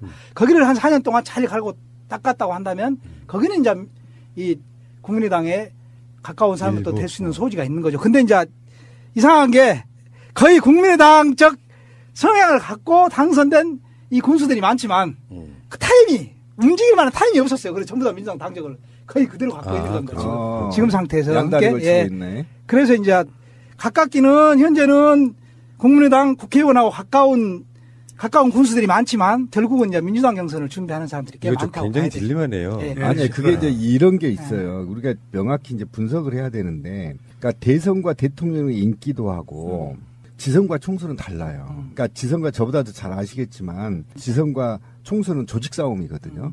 조직 싸움이고 이제 공중전은 몇 퍼센트 차이가 안 나요. 제가 볼 때. 공중전은 그러니까 당 지지율 말고 직접 당선율을 말하는 겁니다. 비례 말고. 이렇게 되면 어차피 유리한 건 대통령 임기 초기에는 집권 여당을 몰아주는 게 추세잖아요. 지금까지. 네, 그런데 이럼에도 불구하고 솔직히 말하면 제가 불안한 건 뭐냐면 지역에서 조직을 굉장히 장악력이 높은 사람이 당선이 된단 말이에요. 그러니까 섣불리 이걸 중간평가나 대통령의 공약 미이행으로 이어간다면 이게 굉장히 위험한 분석이 되거든요. 그래서 지금부터 제가 볼 때는 첫째 인물을 어떻게 선택할 거냐. 정확히 현 정부의 정신을 이어받을 인물이 추천되느냐의 첫 번째고, 두 번째는 이자가 어떻게 지역에서 아까 말씀하신 대로 정말 성실하게 국민들한테 봉사하면서 리더십을 만들어 나갔느냐. 이 두 개의 문제거든요. 실제로는 지방선거는. 1순위는 이게 이제 뭐 그렇게 볼 수 있는데 이게 제 경험으로 보고 앞으로 봤을 때는 이게 이제 그 사람들 초반에 물어보면 지역신문에서 여론조사도 다 인물, 뭐 정당이 아니라 인물 보고 하고 정책 보고 한다는데 인물 봐봐야 뭐 학력 보는 거 아니겠습니까? 정책 봐봐야 그거 하루 종일 가서 공부하면 사실 정책, 서구청장 선거 정책 나 만들어내면 한 4시간 공부하면 다 만들어낼 수 있는 거예요. 사실 그 별로 그 허황된 겁니다, 사실은. 그래서 나는 사람을 평가할 때 제일 길게 보는 게 뭐냐면 그 사람 오늘을 보려면 가가 어떻게 지난 과거에 걸어왔고, 그 사람이 오늘 어떻게 살고 있는가, 그 주변에 누가 있는가, 그 주변에 누가 있고 그 주변의 평가는 어떤가, 이런 게 사실 중요한 거지. 가가 어디 학교 나오고 뭔 정책을 갖고 있고 이런 건 별로 중요하지 않아요. 사실 잘난 놈들이 다 해먹지 못난 놈들이 다 자기가 처먹었다면 좋은 일도 하지만 그치. 나쁜 짓도 제일 많이 한 거예요. 그래서 저희가 볼 때는 이게 이제 결국은 그런 판으로 안 갑니다. 내가 볼 때는 정당의 공천을 누가 받는가가 제일 중요한데 일정하게 경쟁 구도가 약간 있기 때문에 옛날같이 오만방자하게 정말로 사람들이 손가락질하는 이런 사람들은 물론 한두 명은 떨어지겠죠. 물론 한두 명은 떨어집니다. 그러나 대다수는 웬만한 사람들을 그래도 상품이 되는 사람을 해놓으면 당대당 경쟁 관계에서는 제가 볼 때는 지금 상태에서는 민주당이 훨씬 더 유리하죠. 앞서가고 민주당이 많이 쓸 가능성이 많다. 근데 다만 이제 그런 우려는 좀 있습니다. 왜 그러냐면 지금도 이제 노인들이나 그다음에 미세한 사람들 속에서 그다음에 소위 말해서 뭐랍니까 여론 주도층이랄지 이런 사람들 속에서는 이 문재인 정부가 집권하면서 민주당이 이 정권을 잡아가고 있다. 근데 국민의당은 우리 광전남의 지역적 정서와 지역 기반에 기초하고 있다. 이 사람들을 살려놓음으로써 우리가 얻어낼 것이 훨씬 더 많다. 그래서 이 사람들을 살려놓은 게 우리가 살아가는 데 도움이 된다라는 그런 여론은 좀 있습니다. 이게 많이 먹혀 들어가면 좀 살아날 가능성이 있지만 그것도 이제 조금 방사할 때 유리한 거지. 지금 상태에서는 안 대표에 대한 신뢰랄지 이런 것들이 굉장히 많이 접어져 버렸을 거예요. 그래서 이번에 뭐 바른정당과 통합한다면서 자체 여론조사해갖고 광주 전남에서 뭐 한 20% 나왔다는데 제가 느끼기로는 20% 택도 없어요. 한 10%나 나올랑가 모르겠습니다. 그래서 자멸인 거고 저는 이제 이런 이야기 한번 해보고 싶어요. 그래도 뭐 두 가지는 가능하다고 보는데 지금 현재 더불어민주당 소속의 지방 선거에 출마하실 분들이 이제 뭐 경선 통과해가지고 나오면 하다못해 기초의원들이라도 대부분 다 일단 당선될 거겠지만 두세 명씩 뽑는 선거구도 많잖아요. 그렇습니다. 거기에 만약에 국민의당이 2등으로 가는 분위기도 있겠지만 예전에 왜 통합진보당 분들 많이 당선된 것처럼 그런 분위기도 일정하게 있는 거잖아요. 그렇습니다. 그래서 지금 그 호남에서 정의당 같은 분들은 호남에서 제2당 뭐 이런 느낌으로 뛰시는 것 같은 느낌도 있더라고요. 그리고 제일 재밌는 건 이거라고 봐요. 광주시장 선거. 지금 제가 알고 있기 이제 뭐 여러 가지 평들이 있는데 예를 들어서 현 윤장현 시장도 있고요. 뭐 강기정 의원 출마설도 있고. 출마설이 아니라 출마하시면 열심히 뛰고. 이용섭 전 장관 이분도 지금 전 의원 이분도 출마 준비 중인 걸로 알고 있고 또 누가 있을까요? 민영배 광산구청장. 그리고 이제 전남지사 쪽으로 가면 또 최근에 이슈가 되고 있는 박지원 출마설도 있고요. 근데 실제로 예를 들어서 뭐 전남부터 한번 가볼게요 그러면. 박지원 이분이 이제 지금 안철수 국민의당 대표랑 각을 제대로 세우고 있는 상태 아닙니까? 공천받기도 쉽지 않을 것 같은데 그 분위기라면? 국민의당으로 나가실까요? 국민의당으로는 안 나가실 것 같은데 왜 그러냐면 그래요? 지금 상태에서 국민의당으로 나가가지고 깨면 된다고 봐요. 왜 그러냐면 가장 최근 여론조사가 무등일보에서 10월 16일자 전남지사 여론조사 했는데요. 지금 이계호 의원 민주당의 이계호 의원님이 한 20% 정도, 박지원 대표가 한 16% 정도 나왔습니다. 국민의당 주자들 중에서는 엄청나게 많이 나온 거예요. 인지도 때문이겠죠. 그렇죠. 실제로 시장 선거에서 보면 광주에 있는 장병환, 김동철, 박수훈 의원 조사해보면 한 4.5% 정도밖에 안 나오거든요. 실제로 겁나게 많이 나온 겁니다. 박지원 대표가. 그런데 이제 문제는 그동안에 굉장히 열심히 하셨고 날카롭고 뭐 좀 열심히 하셨잖아요. 근데 이제 연세도 사실은 이제 거의 뭐 이런 지금 6, 7 아마 그러니까 내 말이. 예, 그래서 이제 뭐 노인들이라지 어르신들 뭐 폄하하는 것은 아니지만 이제 어르신들이 할 수 있는 역할이 있고 그렇죠. 그다음에 또 젊고 좀 참신한 사람들이 할 수 있는 역할이 있다라고 봐요. 그러면 이제 특히 이제 정치 분야에서도 조금은 이제 새로운 것들이 좀 가는 게 맞지 않냐 하는 이제 그런 생각을 하고 있습니다만은 뭐 그게 뭐 어차피 뭐 본인이 뭐 결단하신 문제고 그러면 다른 사람보다는 뭐 그 양반이 나오면 뭐 조금 더 깨면 좀 되겠죠. 깨면 좀 될지 모르지만 지금 상태의 당의 지지도 가지고는 상당히 좀 어려울 거다. 당이 좀 회복을 해야 된다. 뭐 그런. 그냥 박지원 전 대표는 분위기만 띄우는 용도에서 실제로 출마 안 할 가능성도 있어요. 임기가 끝나면요 80대예요. 나이가 뭐 중요한 건 진짜로 아니지만 뭔가 이제는 이제 후학들 좀 키우고 뭐 이런 모습으로 가지고 끝없는 노역 같은 게 보여서 좀 보기 싫은 거고. 특히 안타까운 게 그런 게 좀 있어요. 지역사회에서 있다 보면 특히 이제 광주 전남 경우가 새롭게 올라오는 사람들에 대한 투자. 그 사람들을 좀 이끌어주고 이제 이런 것들이 좀 굉장히 좀 중요하단 말이에요. 그래서 이제 요새 이제 청와대나 이제 이런 데 가는 친구들도 보면 이제 우리 같은 사람 오락해도 못 가요. 사실 열심히 일하다 보면 이빨 막 7개, 8개 받는 거 보통 아니었으니까 옛날에. 그렇죠. 이제 옛날 말이 청와대 가서 막 힘쓰고 권력 잡고 이런 시대 지났잖아요. 지금은 그렇죠. 열심히 일하는 곳입니다. 그래서 뭐 국회의원 보좌관들도 마찬가지로 옛날에야 뭐 돈가방 들고 다니기도 하고 막 그랬답니다만은 우리는 경험 못 했습니다만은 지금은 다 11시, 12시까지 다 이 정무적 기능보다는 정책적 기능을 많이 강조를 하고 있지 않습니까? 그래서 맞습니다. 이제 우리가 좀 느끼는 것도 아까도 이야기했지만 이렇게 서울에서 막 잘 먹고 잘 살았던 이런 그 무늬만 호남 사람 말고 좀 높은 자리 말고 진짜로 일을 배우고 그것을 좀 일을 열심히 하고 거기서 좀 인맥도 넓히고 뭐 일도 좀 깔끔하게 배워가지고 지역사회로 다시 돌아와서 지역사회에 그런 것들을 좀 환원할 수 있는 이런 사람들이 좀 많이 발탁돼서 올라가서 좀 일정하게 연수받고 지역으로 내려와서 정말로 지역 사람들과 호흡할 수 있는 사람들이 좀 많이 나왔으면 좋겠다는 그런 생각 좀 하고 있습니다. 제가 그래서 전남에서 평생을 의원하신 분한테 그런 얘기를 많이 했죠. 우리 방송에서. 제발 좀 후학들 좀 키워라. 근데 박지원 의원도 사실은 좀 이제는 지역의 후배들 좀 많이 양성할 나이인데 도 우정실에다가 뭘 칠할 때까지 할 것인지 참 안타까워요.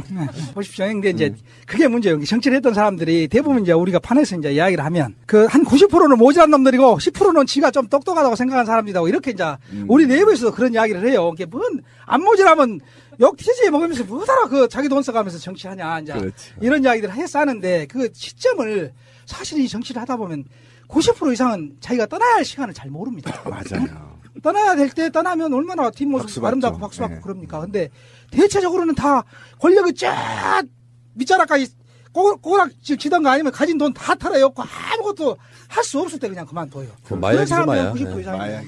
제가 알고 있는 네. 친구의 아버님도요. 네. 출마만 12번 했어요. 국회의원, 지방의원 가다가 결국에는 포기하시더라고요. 이게 약간 마약 같은 거예요. 근데 그게 약간 좀 공익적 측면으로 색이 좀 더 칠해져 있는 거예요. 그러니까 나는 국민을 위한다는 명분으로 막 나가는데 사실은 개인적 입신양명의 어떤 도구가 되는 건데 때문에. 광주로 한번 가볼게요. 광주는 굉장히 중요한 게요. 이를테면 문재인 정권이 이렇게 달려감에 있어갖고 기본이 나와줘야 되는 당연한 지지율 같은 게 있는 거예요. 호남 분들이 압도적으로 지지를 해줘야 나머지 다른 지역에서 지지를 얹어서 어느 정도 지지율이 나오는 거거든요. 광주를 대한민국에서 민주화의 성지라고 말하는 게 다른 이유가 없어요. 이분들 정치 수준 굉장히 높습니다. 일반 시민들도. 광주시장은 그러면 그러니까 아까 신비님 말씀하신 것처럼 분위기야 더불어민주당이 압도적이고 지지율도 그리고 문재인 대통령 지지율이 높다고 하지만 현재 더 유명한 지명도가 높으신 분들이 타당 후보로 나왔을 때의 경쟁력 같은 걸 생각을 해보면 지금 현재 그럼 국민의당에서 거론되는 광주시장 후보는 누구예요? 지금은 이게 이제 뭐 3선 이상들은 거의 다 거론이 되죠. 전역들. 박수현 부의장님, 그다음에 김동철 원내대표, 그다음에 이제 이선하고 기획예산처 장관했던 장병환 의원님, 뭐 이런 분들 정도가 다 거론은 됩니다. 근데 이제 이게 승산이 있으면 게임이 치열해질 텐데. 그렇죠. 서로 이제 이것을 물어야 되나 말아야 되나 뭐 이런 느낌이 좀 있어요. 그래서 이걸 좀 먹기도 좀 그렇고 또 뭐 언젠가는 뭐 한 사람 정도는 뭐 희생양으로 가든지 어쩌든지 뭐 결단을 아니 의원직은 내놔야 되잖아 일단은. 그렇지. 그래서 일단은 길잖아요 아직. 네, 한 6개월만 남았으면 어떻게 해보는데 그렇지. 뭐 2년 이상이 남아있는데 이거 좀 아깝기도 하고. 그래서 아마 막 통합 이야기 나오고 이럴 때 아마 이 국회의원 선거는 좀 뭐니까 생각을 달리하겠지만 시장 나갈 생각이 있는 사람들은 나 저렇게 그냥 나가보면 그냥 명분 삼아서 어떻게 그냥 딱 저질러 불고 우리도 그냥 나가서 여기서 그냥 경선 한번 해봤으면 좋겠다는 이런 생각이 속으로 있지 않았을까 하는 좀 그런 생각이 좀 들었어요 사실은. 근데 이제 이렇게 돼버리니까 웜에 닥쳤던지 지붕 쳐다보는 격돌. 그러니까 지역에서는 그런 생각을 했습니다. 지역에서는 그거 명분 삼아서 국민당으로부터 멀어지고 싶은데 그렇지. 안철수가 그래서 지역 분위기를 모르는 거예요. 그러면 더불어민주당에서는요? 더불어민주당에서는 지금 이제 뭐 10월 16일자 여론조사 보면 이용섭 장관이 뭐 한 20%, 현 윤장현 시장님이 한 13%, 강기정 의원님이 한 11%에서 12%, 민정배 청장이 한 10%대, 이런 정도 한 4분 정도가 이제 두 자릿수 왔다 갔다 하신 것 같고요. 그 다음에 이제 뭐 많죠. 남구청장 하고 있는 최영호 청장, 그 다음에 이병훈 동구지역 위원장님, 그 다음에 양양자 최고위원, 뭐 이런 분들 해서 한 7, 8분들도 거론이 되는데, 한 4명 정도가 훨씬 더 지금은 좀 열심히 하고 있는 것 같고, 뭐, 유의미한, 여러 지지를 받고 있는 것 같고요. 그래서 이제 제가 느끼기로는 제일 큰 핵심은 이용섭 의원이 출마할 수 있냐, 없냐, 이 문제가 관심이 꽤 커요. 왜 그러냐면 이제 그 양반이 이제 사실은 이제 굉장히 깔끔하고 신사잖아요. 그 일도 잘해. 그 능력도 있어. 근데 이제 문제는 뭐냐면 가까이 있던 사람들을 못 챙기셨어. 이게 뭐 챙긴다는 게 꼭 뭘 주고 뭘 사주고 이런 게 아니라 따뜻한 말 한마디라도 아니면 뭔가를 일을 하면 내가 한마디 던지면 좀 이렇게 같이 일을 하고 있다는 이런 느낌을 받아야 사람이 기분 좋은 거 아니에요. 저 잘나갖고 지가 저 혼자 독식해보면 나한테 어떤 의미가 있겠습니까? 그래서 맞아요. 그러다 보니까 이게 그렇지 않아도 선거를 치르면 한 번 치르면 2분의 1이 떨어져 나가고 3분의 1이 보충돼갖고 줄어들고 또 한 번 치르면 또 거의 2분의 1 줄어들고 3분의 1이 보충돼갖고 항상 빠져나가거든요. 왜 그러냐면 자기한테 잘해준 것은 사람들이 금방 잊어버려. 한 번도 말 안 해요, 어디 가서. 근데 자기한테 못해준 것은 계속 이러고 있단 말이에요. 막, 자리마다 뭐, 열대 번 씹어버려요. 그러니까 이제 이게, 갈수록 이제 사람이 나쁜 사람이. 예, 그러니까 이제, 그런 케이스에서 이용섭 의원도 그런 관리를 굉장히 제가 볼 때는 못한 측면에 속한 사람입니다. 후보를 다 오픈 프라이머리 방식으로 하겠다는 거죠? 아마 뭐, 뼈쪽 하늘에서 떨어져 나오면 뼈쪽할 수 없습니다. 여론조사 한 50%. 그렇죠. 당원들 한 50% 이렇게 해서 결정되지 않겠습니까? 그러면 이제, 이용섭 의원이 왜 그러냐면 그동안에 사실 그런 관계 때문에 칭찬도 받았지만 굉장히 많은 안티 세력들도 많이 양산을 했습니다. 지역에서는. 그러다 그래서 보니까 권은희한테 떨어진 거예요? 약간 그런 분위기 있는 거 아닙니까? 아니 근데 이제 그 바람은 누구도 할 수 없어요. 이제 거기는 그래도 지명도가 있으니까 될 수 있을 거라고 생각을 했죠. 근데 결국은 거기도 먹혔지 않습니까? 그러니까 깜짝 놀랐죠. 네, 깜짝 놀랐죠. 많은 사람들이 깜짝 놀랐습니다. 그래서 이제 그런 분위기를 본인이 출마하려고 생각하면 좀 극복을 해야 될 겁니다. 근데 그런 건 있죠.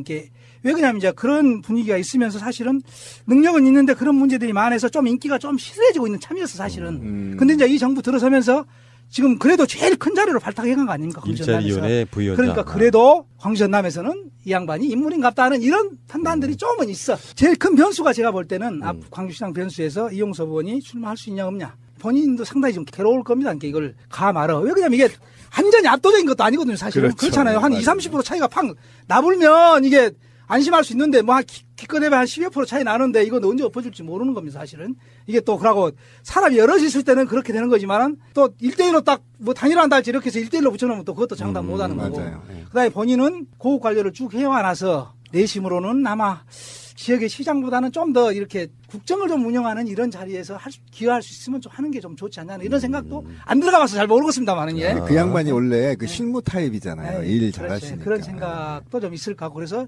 출마하냐 안 하냐의 변수가 제가 볼 때는 상당히 광주시장 판단이 좀 크다. 그럼 이 양반이 출마를 못할 정도가 되면 근데 이제 청와대나 이런 데서도 기류는 별로 안 좋아요. 출마하는 것에 대해서. 왜냐하면 일자리 창출위원회라고 하는 게 이 정부의 굉장히 그 핵심 중요 과제 아닙니까? 핵심 중요 과제인데 뭔가 큰 성과도 내지 못하고 이것을 그냥 팽개치고 자기 시장한다고 그냥 지역이 내려간다? 이런 것도 사실은 예. 모양새가 안 좋죠. 네, 모양새가. 그러니까 그 일자리위원회가 위원장이 대통령이시고요. 부위원장이 이용석 그렇죠. 위원장. 그러니까 이게 사실상 실무를 총괄하는 분이시기 그렇죠. 때문에. 제일 중요한 자리죠. 어떻게 보면. 그래서 이제 그런 느낌이 좀 있고 그러면 이제 여기가 만약에 안 나오신다. 그러면 이제 막 중앙에서 좀 힘 있는 놈 내려보낸다. 뭐 이런 이야기도 나오죠. 근데 서두에 제가 말하는 것은 뭐냐면 자, 좋다. 좀 부족해도 좋다. 중앙에서 잘 먹고 잘 살고 좀 능력이 있다고 해봐야 그거 나 볼 때는 백지 한 장이다. 예? 이 정치 지도자로 하는 것은 특히 광주시장에 하는 것 제일 중요한 건 뭐냐면 첫째는 이제 하도 그런 도덕적 요구들을 하니까 시민들한테 그 나쁜 소리 안 듣는 그 도덕성을 좀 간직하고 있을 거. 그 다음에 뭔가 사물을 판단하고 정치적 판단을 하는 데 있어서 균형 잡힌 좀 시각을 갖고 좀 균형 감각을 좀 유지하는 사람. 그 다음에 이 일에 대한 열정과 헌신성이 있는 사람. 이런 정도 있으면서 나무 말을 좀 들을 줄 아는 소통 능력만 있으면 똑똑한 공무원들은 엄청 많고 좋은 안 갖고 있는 사람들 엄청 많다. 그러면 그런 테이블을 좀 잘 만들어서 뭔가 그 세신 있는 정책을 판단할 수 있는 그런 능력을 가지면서 지역 사람들과 땀 흘리면서 함께 살 수 있는 사람이 중요한 거지. 능력이 많지 어떻게 보면 측정도 안 된 능력 이런 거 갖고 내려오는 거 이런 건 우리는 반대한다. 그래서 좀 부족하더라도 우리 지역에서 좀 클 수 있고 우리하고 함께 땀 흘리는 사람들 중에서 우리 골라한다 이런 생각 저 기본적으로 하고 있습니다. 그래서 대단하십니다. 그런 면에서 보면 이제 강기정원 뭐 까발리면서 이야기했고 나중에 들어도 상관없어요. 개인적으로는 보면 그래서 저는 결론적으로 이야기하면 시장성에 개입 안 합니다. 왜냐하면 강기정원 고등학교 후배입니다. 2년 고등학교 2년 후배. 그다음에 제가 전남민주주의 청년연합이라고 굉장히 이제 좀 유명한 조직인데 옛날에 운동권에서 김근태 의장님이 서울민주운동 청년연합이라 하면 전남에 그 이제 출적하는 그런 조직의 이제 3대 의장입니다. 그럼 강기정원이 한 5대 정도의 한 2년 후배 이렇게 사적으로 보면 굉장히 좀 가깝죠. 근데 이제 이번에 대한 평가는 이제 그런 겁니다. 제일 부족한 건 뭐냐면 자 그래도 광주의 광역시장 정도를 맡으려면 중앙에 물을 한 2번은 먹어야 된다. 그런 정도 능력이 있어야 이제 중앙하고 연결해서 예산도 가져오고 뭔가 좀 광주 문제를 좀 풀 수 있을 거 아니냐 하는 이런 점에서는 이제 약간은 좀 합격점이 좀 있습니다. 근데 이제 문제는 이 양반이 그동안에 막 정책을 개발하고 이 정책적 능력을 이렇게 갖다 피력하고 이런 것보다는 좀 투사형으로 인식돼 있어요. 그렇죠. 사람들한테. 그렇죠. 그래서 그런 점에 대한 이 검증이 좀 부족하지 않냐라는 그런 느낌들이 좀 있습니다. 근데 이제 내밀하게 들어가면 보건복지위원회 활동하면서 굉장히 잘한 측면이 좀 많아요. 그쪽 상임위만 주로 해오면서 특히 이제 노인정이랄지 노인 문제랄지 이런 문제를 보면 세심한 정책들, 좋은 정책들 많이 만들어 놓은 거 많습니다. 그래서 제 느낌으로는 강기정 좀 부족한 듯 하지만 몇 개 넣으면 광주시장 잘할 거다. 뭐 이런 생각하고 있습니다. 그 다음 민영배. 친구예요, 친구. 나하고 친구입니다. 한 10년 이게 개활동을 같이 했어. 한 20명 광주 시내에 그래도 좀 지역사회를 좀 걱정하면서 살아가는 사람들의 모임이 있는데 그 사람들 여기 나오면 나는 방해는 안 하겠다 이렇게 약속을 해서 이렇게 뭐 누구를 지지할 수 없어요. 그래서 민영배 이제 하는데 이 친구도 지금 광장구청장 하고 있는 거 아닙니까? 광장구청장 한 번 더 하면 금방 쉽게 할 수 있어요. 근데 그렇죠. 던졌어. 근데 이제 이 친구의 한계는 제일 큰 게 뭔지 하면 시민들 속에 보면 이제 이게 급수를 딱 정해놓고 있는 사람들이 꽤 많아요. 청장을 하다가 바로 뛰면 이건 청장급이다고 생각하는 사람들이 맞아요. 꽤 많습니다. 특히 이제 같이 선수로 뛸 사람들 속에서는 이게 그런 느낌들이 꽤 많아요. 예. 근데 제가 지켜본 민영배는 너무 똑똑해. 너무 똑똑해서 도를 넘어본 게 우리가 모이면 맨 꼬는 게 너 잘난 척기 그만해라. 너보다 사람들이 모르는 것 같지만 다 너 정도 알고 있다. 꼰대같이 갈치나가면 요새 싫어한다. 나는 다른 사람 이야기 들어라. 그러고 책이라고 몇 권 냈어. 그래서 그런 책 누가 내가 봐도 어렵다. 이런 책 누가 본다. 이런 책 쓸 시간 있으면 사람들 한 명 만나라니 이렇게 이야기하는데 우리 대표님 최고. 그동안에 지방자치 하면서 사실은 모범적인 사례들을 굉장히 많이 만들어놨어요. 비정규직 문제랄지 라겐당 만들어서 협동조합 만들어서 노인들 일자리 창출하는 문제랄지 뭐 이런 부분에 있어서 이제 지방자치를 하면서 지방자치의 순수한 모델들을 한 서너 개를 개발해 놓은 것이 굉장히 많습니다. 그런 것이 강점이고, 그 다음에 이제 청와대 비서관 했잖아요. 청와대 비서관. 그쵸, 예. 청와대 비서관을 8년 전에 한 거예요. 근데 지금은 비서관들이 전부 다 뭐 재선 의원들 이런 사람들이 그렇잖아요. 요즘에 그렇죠. 너무 많이 올라가 버려가지고. 그러니까 우리 같은 사람들 갈 데가 없어. 우리 어디 가서 행정관 들어가겠습니까? 뭐 하겠습니까? 안 돼. 갈 데가 없는 거죠. 그 친구도 뭐 몇 개 넘으면 잘할 거야. 대의가 어려워서 그러지. 몇 개 넘으면 잘할 거다. 이렇게 생각하고 있어. 그럼 민주당의 시장. 제가 녹을 먹었잖아요. 막판에 뭐 한 1년 남겨놓고 그냥 나오긴 했습니다만은 어떻게 됐든 간에 은혜를 입었습니다. 그래서 뭐라고 여기서 막 말씀드릴 수는 없어요. 근데 지금 지역 분위기만 현역 시장이 지금 상태에서 13%다. 그럼 여기는 거의 많이 알려진 상태 아닙니까? 그렇죠. 나머지 사람들이야 많이 안 까진 상태고. 그러면 여기서 계속 올라갈 수 있는 게 얼마나 있을까 하는 그런 고민이 저한테는 그 있어요. 13%가 평가라는 겁니다. 쉽게 말하면. 물론 이제 잘할 수 있으면 좋습니다. 강점을 많이 가지고 계신 분이죠.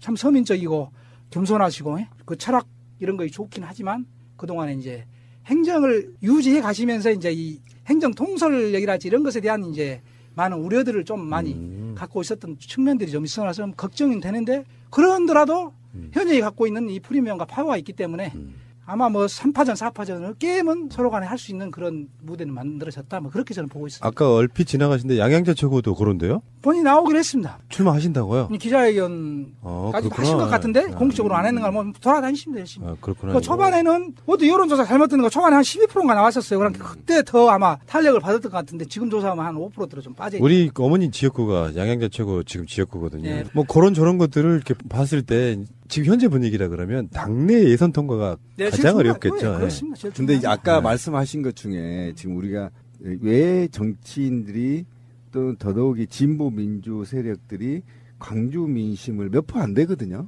솔직히 인구로 따지면. 그렇죠. 그런데 왜 얻으려고 저렇게 혈안일까 이런 의문점이 있는데요. 그 답이 여기에 나왔어요. 아까 말씀하신 저도 이제 굉장히 고무적이었는데 아까 실력은 백전장 차이다. 이놈이 저나 그러나 강주 시민들은 도덕성, 균형 감각, 소통 능력 이거를 요구하고 있단 말이에요.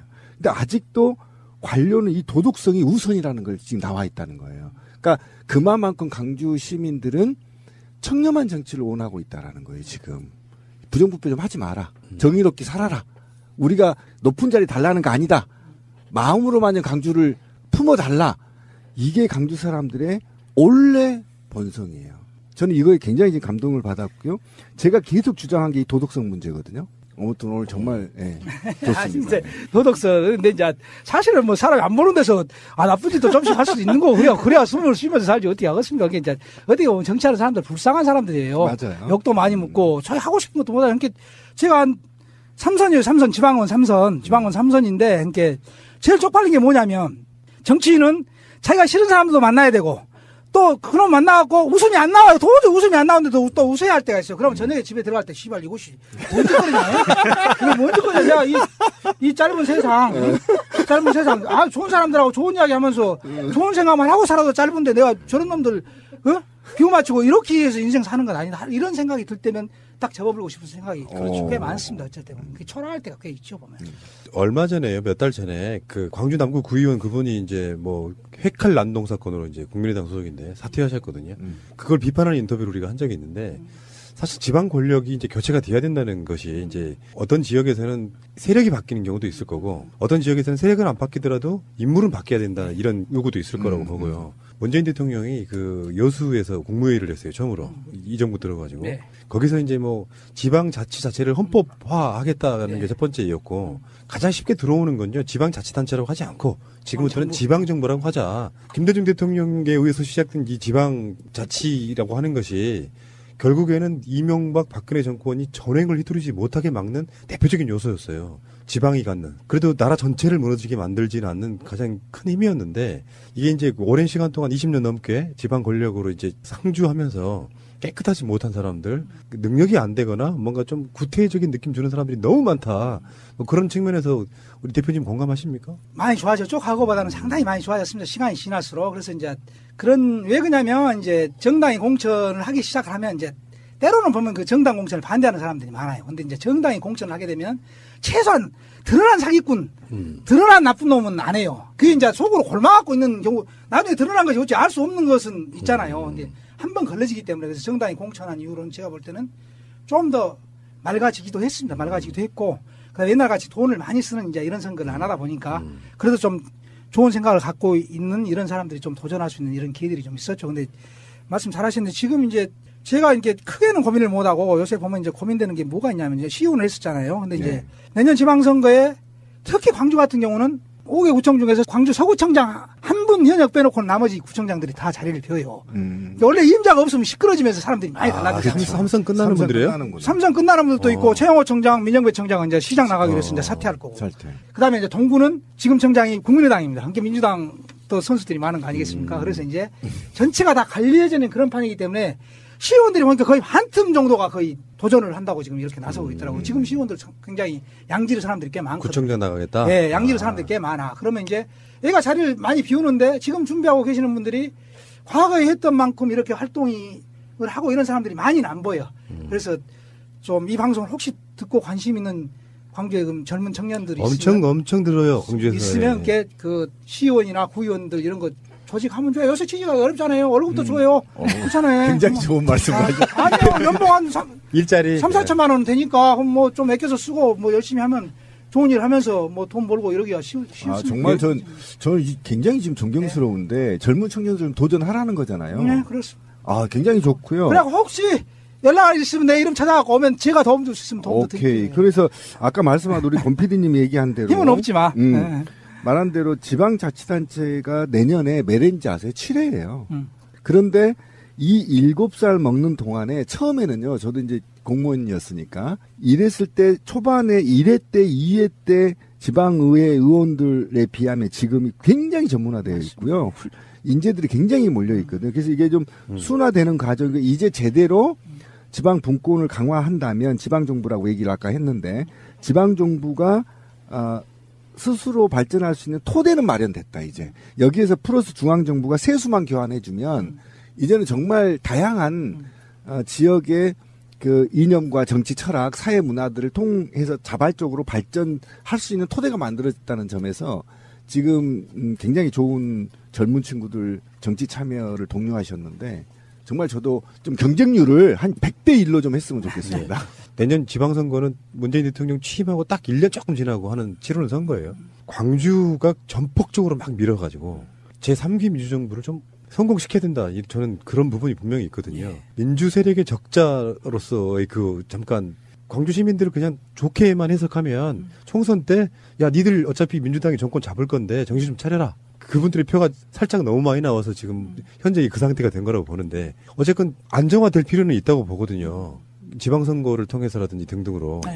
그러면 지방에서는 지금 현재 안철수의 중도 확장, 바른정당과의 연합, 연대, 통합 이런 거 말고 실제 분위기는 지방선거 즈음 하면서 지역 정계 개편이 사실상 이루어지지 않을까 하는 그런 질문 한번 드려보고 싶어요. 네. 물론 이제 김대중 대통령 항상 말씀하셨듯이 정치는 생물 아닙니까? 그래서 앞으로 한 8개월 이상 남아있는데 이게 어떻게 변할지는 모르겠어요. 어떻게 변할지는 모르겠는데 세상이 어떻게 변한다 하더라도 사실은 이제 그 중심과 원칙을 잡고 가면 되는 거 아니겠습니까? 그래서 민주당이 지금처럼 열심히 하고 또 문재인 대통령 지금 잘하고 계십니다. 그래서 앞으로 관심을 갖고 있는 그 적폐청산 문제랄지 특히 이제 요즘 보면 그 자원외교 그다음에 4대강에서 말아먹은 이 박근혜 정권 이전 또 정권에 대한 책임들도 굉장히 좀 많이 묻더라고요. 이 광주 시민들 입장에서는. 그래서 그런 정도 헤쳐먹었으면 뭔가 책임을 좀 져야 되는 거 아닌가 하는 이런 생각 좀 하고 있어요. 그래서 이제 그런 여러 가지 문제들을 좀 제대로 좀 해 가시고 그러면 이 지지도가 막 심하게 요동치지는 않을 거라는 그런 생각을 하고 있습니다. 그다음에 이제 바른정당하고 여기는 지금으로서 보면 이제 당이 합쳐지기는 이제는 좀 더 시간이 많이 걸릴 것 같아서 지방선거까지는 아마 정책연대나 선거연대 이렇게 가지 않을까 생각하는데 그게 이제 서울이나 경기도 쪽에서는 일정하게 파급력을 좀 갖겠지만 여기서는 광주 전남에서는 크게 이변이 없다. 크게 영향은 미치지 못할 것 같고 아까 이야기했던 다만 이제 광주 전남에 기초하고 있는 이런 정당에 좀 힘을 실어주는 게 이게 우리한테 좀 더 유리할 것인지 말 것인지 이런 판단을 하겠지만은 광주 사람들 대다수가 아마 그런 얍삽한 판단을 하지 않을 거예요. 아마 정도로 이 정권이 정말로 이 나라를 위해서 사람다운 세상을 만들고 정말로 나라를 만드는데 매진을 하는가 마는가 하는 이런 큰 잣대로 아마 판단을 할 거고 그런 것은 좀 저는 믿고 있는 거고 그다음에 이제 대신 이제 민주당으로서는 공천을 하는 과정에서 잡음 없이 좀 깨끗하게 정해진 룰이 있으면 그 룰을 누구도 좀 무시하지 못하고 이렇게 원칙대로 좀 룰을 좀 유지해 가고 좀 좋은 사람들이 활동할 수 있는 그런 무대들 많이 만들어주고 좋은 사람들을 좀 발탁해 가면 지방선거에서 큰 이변은 없지 않겠는가 하는 그런 생각을 하고 있고 그런 것들이 힘이 돼서 이 정부가 그러나도 좀 하려고 노력을 하는데 이 국회도 설득해야 되고 뭐 북핵 문제랄지 이런 것들도 뒷다리 잡고 있고 그렇게 참 답답한 측면들이 좀 많이 있는데 좀 더 길게 좀 지켜주시고 이게 잘 될 수 있도록 서로 힘을 좀 모았으면 하는 그런 바람을 혹시 대표님은 지방선거 출마 안 하십니까? 이번에 정치한 사람들 그 독약이 절대 안 한단 말 안 합니다. 근데 이제 솔직히 말씀드리면 안 할 생각이에요. 왜 그러냐면 이제 절대 안 한단 말을 왜 안 하냐면 제가 가만히 앉아있어도 호박이 또 넝클져 들어와서 내가 나가지 않으면 또 안 될 상황이 좀 있을 수 있습니다. 그러면 또 솔직하죠. 입에 또 다물려면 좀 성가시잖아요. 그러니까 절대 안 한단 말 안 하는데 저는요 이분을 출마할 가능성 한 2, 3%도 안 됩니다. 우리 이춘문 대표님을 분기별로 한 번씩 모시고 그래야 지방 민심 듣고 싶어요. 너무 배꼽 빠지는 줄 알았어. 그러니까 이 특유의 입담에 그러니까 너무 막 그 향토적 느낌이 나서 저는요 고향 형님이랑 이야기하는 것 같은 느낌. 다 고맙구만. 헛벌나게 좋아버렸다니까. 근데 제가 볼 때는요, 제가 그러니까 고향이 그쪽이지만 서울에서 이렇게 지켜보면 그 동안에 한 밥만 먹었잖아요, 광주가. 네. 그래서 저는 이렇게 양당 지지율이 어느 정도 긴장감을 유지되도록 나오는 것도 광주와 그동안에 더 씌워진 부패, 적폐 세력들이 광주를 더 씌워놓는 그런 허울을 벗어나는 데 있어서 굉장히 좋은 역할을 했다 저는 그렇게 보거든요. 그래서 네, 일정한 시점에서 일정한 역할을 했다고 그렇죠, 맞습니다. 그렇죠. 예, 그래서 그래야 좀 정신도 차리고요, 사실. 예, 맞습니다. 그래서 절대 권력은 절대 썩더라고요. 맞습니다. 예, 그래서 적당하게 좀 긴장 관계가 유지되면 어쨌든 아까 말씀하신 대로 새로운 정치인들이 A로 가고 헌 정치인들은 B로 가고 뭐 이런 식으로 해서 선순환 구조가 되지 않을까라는 생각에서 싹쓸이는 좀 안 했으면 좋겠다. 그랬으면 저도 안개 한 8대2, 뭐 7대3, 7대3 여러 정도 해주면 좋긴 해요. 근데 그런 것은 잘 안 나옵니다. 거의 안 나와요. 예. 거의 안 나와요. 제가 그 장담하건데 거의 안 나와요. 그래서 제가 통합도 반대하는 겁니다. 사실은. 그러니까 총선 때도 그랬듯이 휩쓸려 가버리잖아요. 어떤 거대한 흐름에 휩쓸려 가버려서. 근데 저는 제가 그렇게 분석을 했었거든요. 호남분들이 선거 결과를 보고 깜짝 놀랐죠. 이게 뭐하냐 이렇게 되면 안 되는 건데 그러셨을 것 같고 그게 점점 이제 대선을 통해 가지고 다시 세력을 떠나 가지고 더 괜찮은 쪽으로 표가 가는 건 당연한 거잖아요. 저는 국민들이 특히나 이제 호남 쪽에 계시는 국민들이 확실하게 평균적으로 보면 다른 지역 분들보다 정치를 바라보는 관점이 조금이라도 수준이 높다 이렇게 보는 거거든요. 실제로 그래서 민주주의의 성기라고 말하는 게 그런 측면인 것 같고 우리 이진문 대표님하고 짧은 시간이었어요. 진짜 막 요즘은 막 재밌는 얘기가 더 많이 나올 것 같은데 팟캐스트라는 것 자체를 처음 출연해 보시죠. 정봉주, 김어준 이런 시대는 좀 관심 있었고 그다음에 이제 광주에 오광팟이라고요. 우리 한 2년 후배들이 좀 하다가 지금은 안 한 것 같아요. 그래서 그쪽에 조금 한번 요청이 있었는데 못 가고 말았습니다. 이거 한번 말았어요. 그다음에 오광팟이라는 게 오광팟이 한번 뒤져봐야 되겠네. 지금은 몰라 몇 번 한 거 했던 것 같은데 지금은 좀. 자, 그런데 이제 한 가지 질문이 나왔어요. 광주 시민들은 다수 주인을 누구라고 생각합니까? 다수 주인? 네. 그건 저도 모르죠, 뭐. 마음속에 다 있겠죠, 뭐. 아니, 그러니까 그 마음속에 있는 게. 또 우리 대표님 이렇게 말씀하셨을 수도 있어. 내 거면 좋은데. 그건 조사해보면 나온다고 그러던데요. 뭐, 이제 질문할 차례가 아니야. 이명박 거라고 그냥 얘기해. 그래? 광주 분들은 그런 거 너무나 잘하시죠. 일반적으로 저는 그렇다고 생각이 들고요. 자, 어쨌든 간에 지역에 계시는 정치인이라면 정치인이고 어떻게 보면 지역의 민심을 좀 대표하고 있는 어떤 그 지역 세력 중에 굉장히 입담 좋으신 이런 분 한번 모셔서 좋은 시간을 가져봤고요. 안심해도 되겠습니다라는 생각이 좀 드네요. 그러네요. 한 달에 한 번씩 모시십시오. 교통비를 제가. 아니요. 젊은 분들 마음에 드니까 교통비를 제가 부담하랍니다. 나오고 싶은 생각이 있네. 왜 그냥 언제 또 한 번 또 한 4년을 이번에는 아니어도 4년 후에라도 또 기회가 있을 수도 있으니까 뭐. 자, 감사드리고요. 다음에 또 뵙겠습니다. 고맙습니다. 감사합니다. 를 부림으로써 정치적인 존재감만 과시하고 있는 거예요. 스스로 고사되고 있는 겁니다. 이것을 국민의당 관계자분들은 빨리 캐치를 하셔야 됩니다. 제가 이렇게 고언을 드린 이유가 뭐겠습니까? 저는 안철수 대표를 이제 정치인으로 안 보려고 그래요. 진짜로 희화화돼 있는 코미디 같은 인물 이렇게 바라보는 게 맞을 수도 있습니다. 정치적 생명이 불이 꺼져가고 있는 거예요. 그러니까 역사상에 없었던 오기정치 개파가 생겨버린 거죠. 오기정치 개파. 그러면 이제 5개네, 5개. 5개파라고 불러주세요. 이거는 참 안타깝죠. 그죠? 아까 곰피디 얘기한 게 굉장히 중요한 얘기인데, 긍정적 에너지 시대거든요. 물론 박근혜나 이명박 시대에 역사를 역으로 거꾸로 되돌렸을 때 그 잘못된 권력을 향해 큰 소리를 치는 것은 당연히 인기가 올라가겠죠. 그런데 지금 상식의 시대를 맞이해서 그들이 망쳐놓은 나라를 잘 토대를 만들어 가고 있는데 거기다 대고 자꾸 디스를 하면 이 사람은 계속 욕 처먹고 고립돼요. 당내에서도 고립돼. 보세요. 바른정당과 국민의당이 합치면 60석 확보하겠다 이 수치적 계산에 빠져가지고 선언했다가 다시 또 철수했잖아요. 이게 아무리 계산해도 40석도 안 나온다는 거 아닙니까? 이게 철수도 아니야. 네. 철수도 아니고 자기 성격이 그냥 남아 있는 것 같아요. 우리는 아직 시기상조인가 봐. 하지만 우리 정책 연대하겠다. 이게 뭐야 이게. 정책적으로 맞아야 연대를 하지. 햇볕 정책 반대하는 유승민이 있는 당이에요. 유승민도 햇볕 정책 포기하지 않으면 자기하고 같이 안 간다고 얘기했잖아요. 그래서 어쨌든 지금이라도 좀 긍정의 에너지를 만들어서 목리 개파를 안 만들었으면 좋겠다. 뭘 이렇게 안철수에게 도움되는 조언을 하세요? 그래도 사랑하는구나. 이씨. 네, 좀 안철수가 젊었을 때 잘했잖아. 뭘 잘해? 젊었을 때 하여튼 잘했어. 정치하기 전에는. V3의 환상을 버려. 나 지금 V3가 한국의 어떤 보안이라든지 이런 산업에 해를 끼쳤다고 생각하는 사람이야. 한 가지 팁 좀 드릴게요. V3 얘기가 나왔으니까 지금 여기 계시는 분들은 맥을 쓰시니까 해당 사항 없는데 윈도우 시스템 쓰시는 분들은요. 윈도우 10 시스템으로 업그레이드 되면서 자체 방어벽이 돼 있어요. 방어벽이 돼 있어서 V3 안 써도 V3보다 더 성능 좋은 윈도우에서 자체 방어를 합니다. 그래서 뭐 정동영 의원이라든지 등등의 당내 반발이 오래 갈 것 같은데요. 이 정도 되면 어떤 흐름이냐면 정동영 의원 말에 의하면 당대표로 나오지 말아야 될 사람이 시기상조로 나와가지고 분란 일으킨다. 그래서 성내는 이렇게까지 표현하더라고요. 사퇴하는 것이 사실상 맞냐.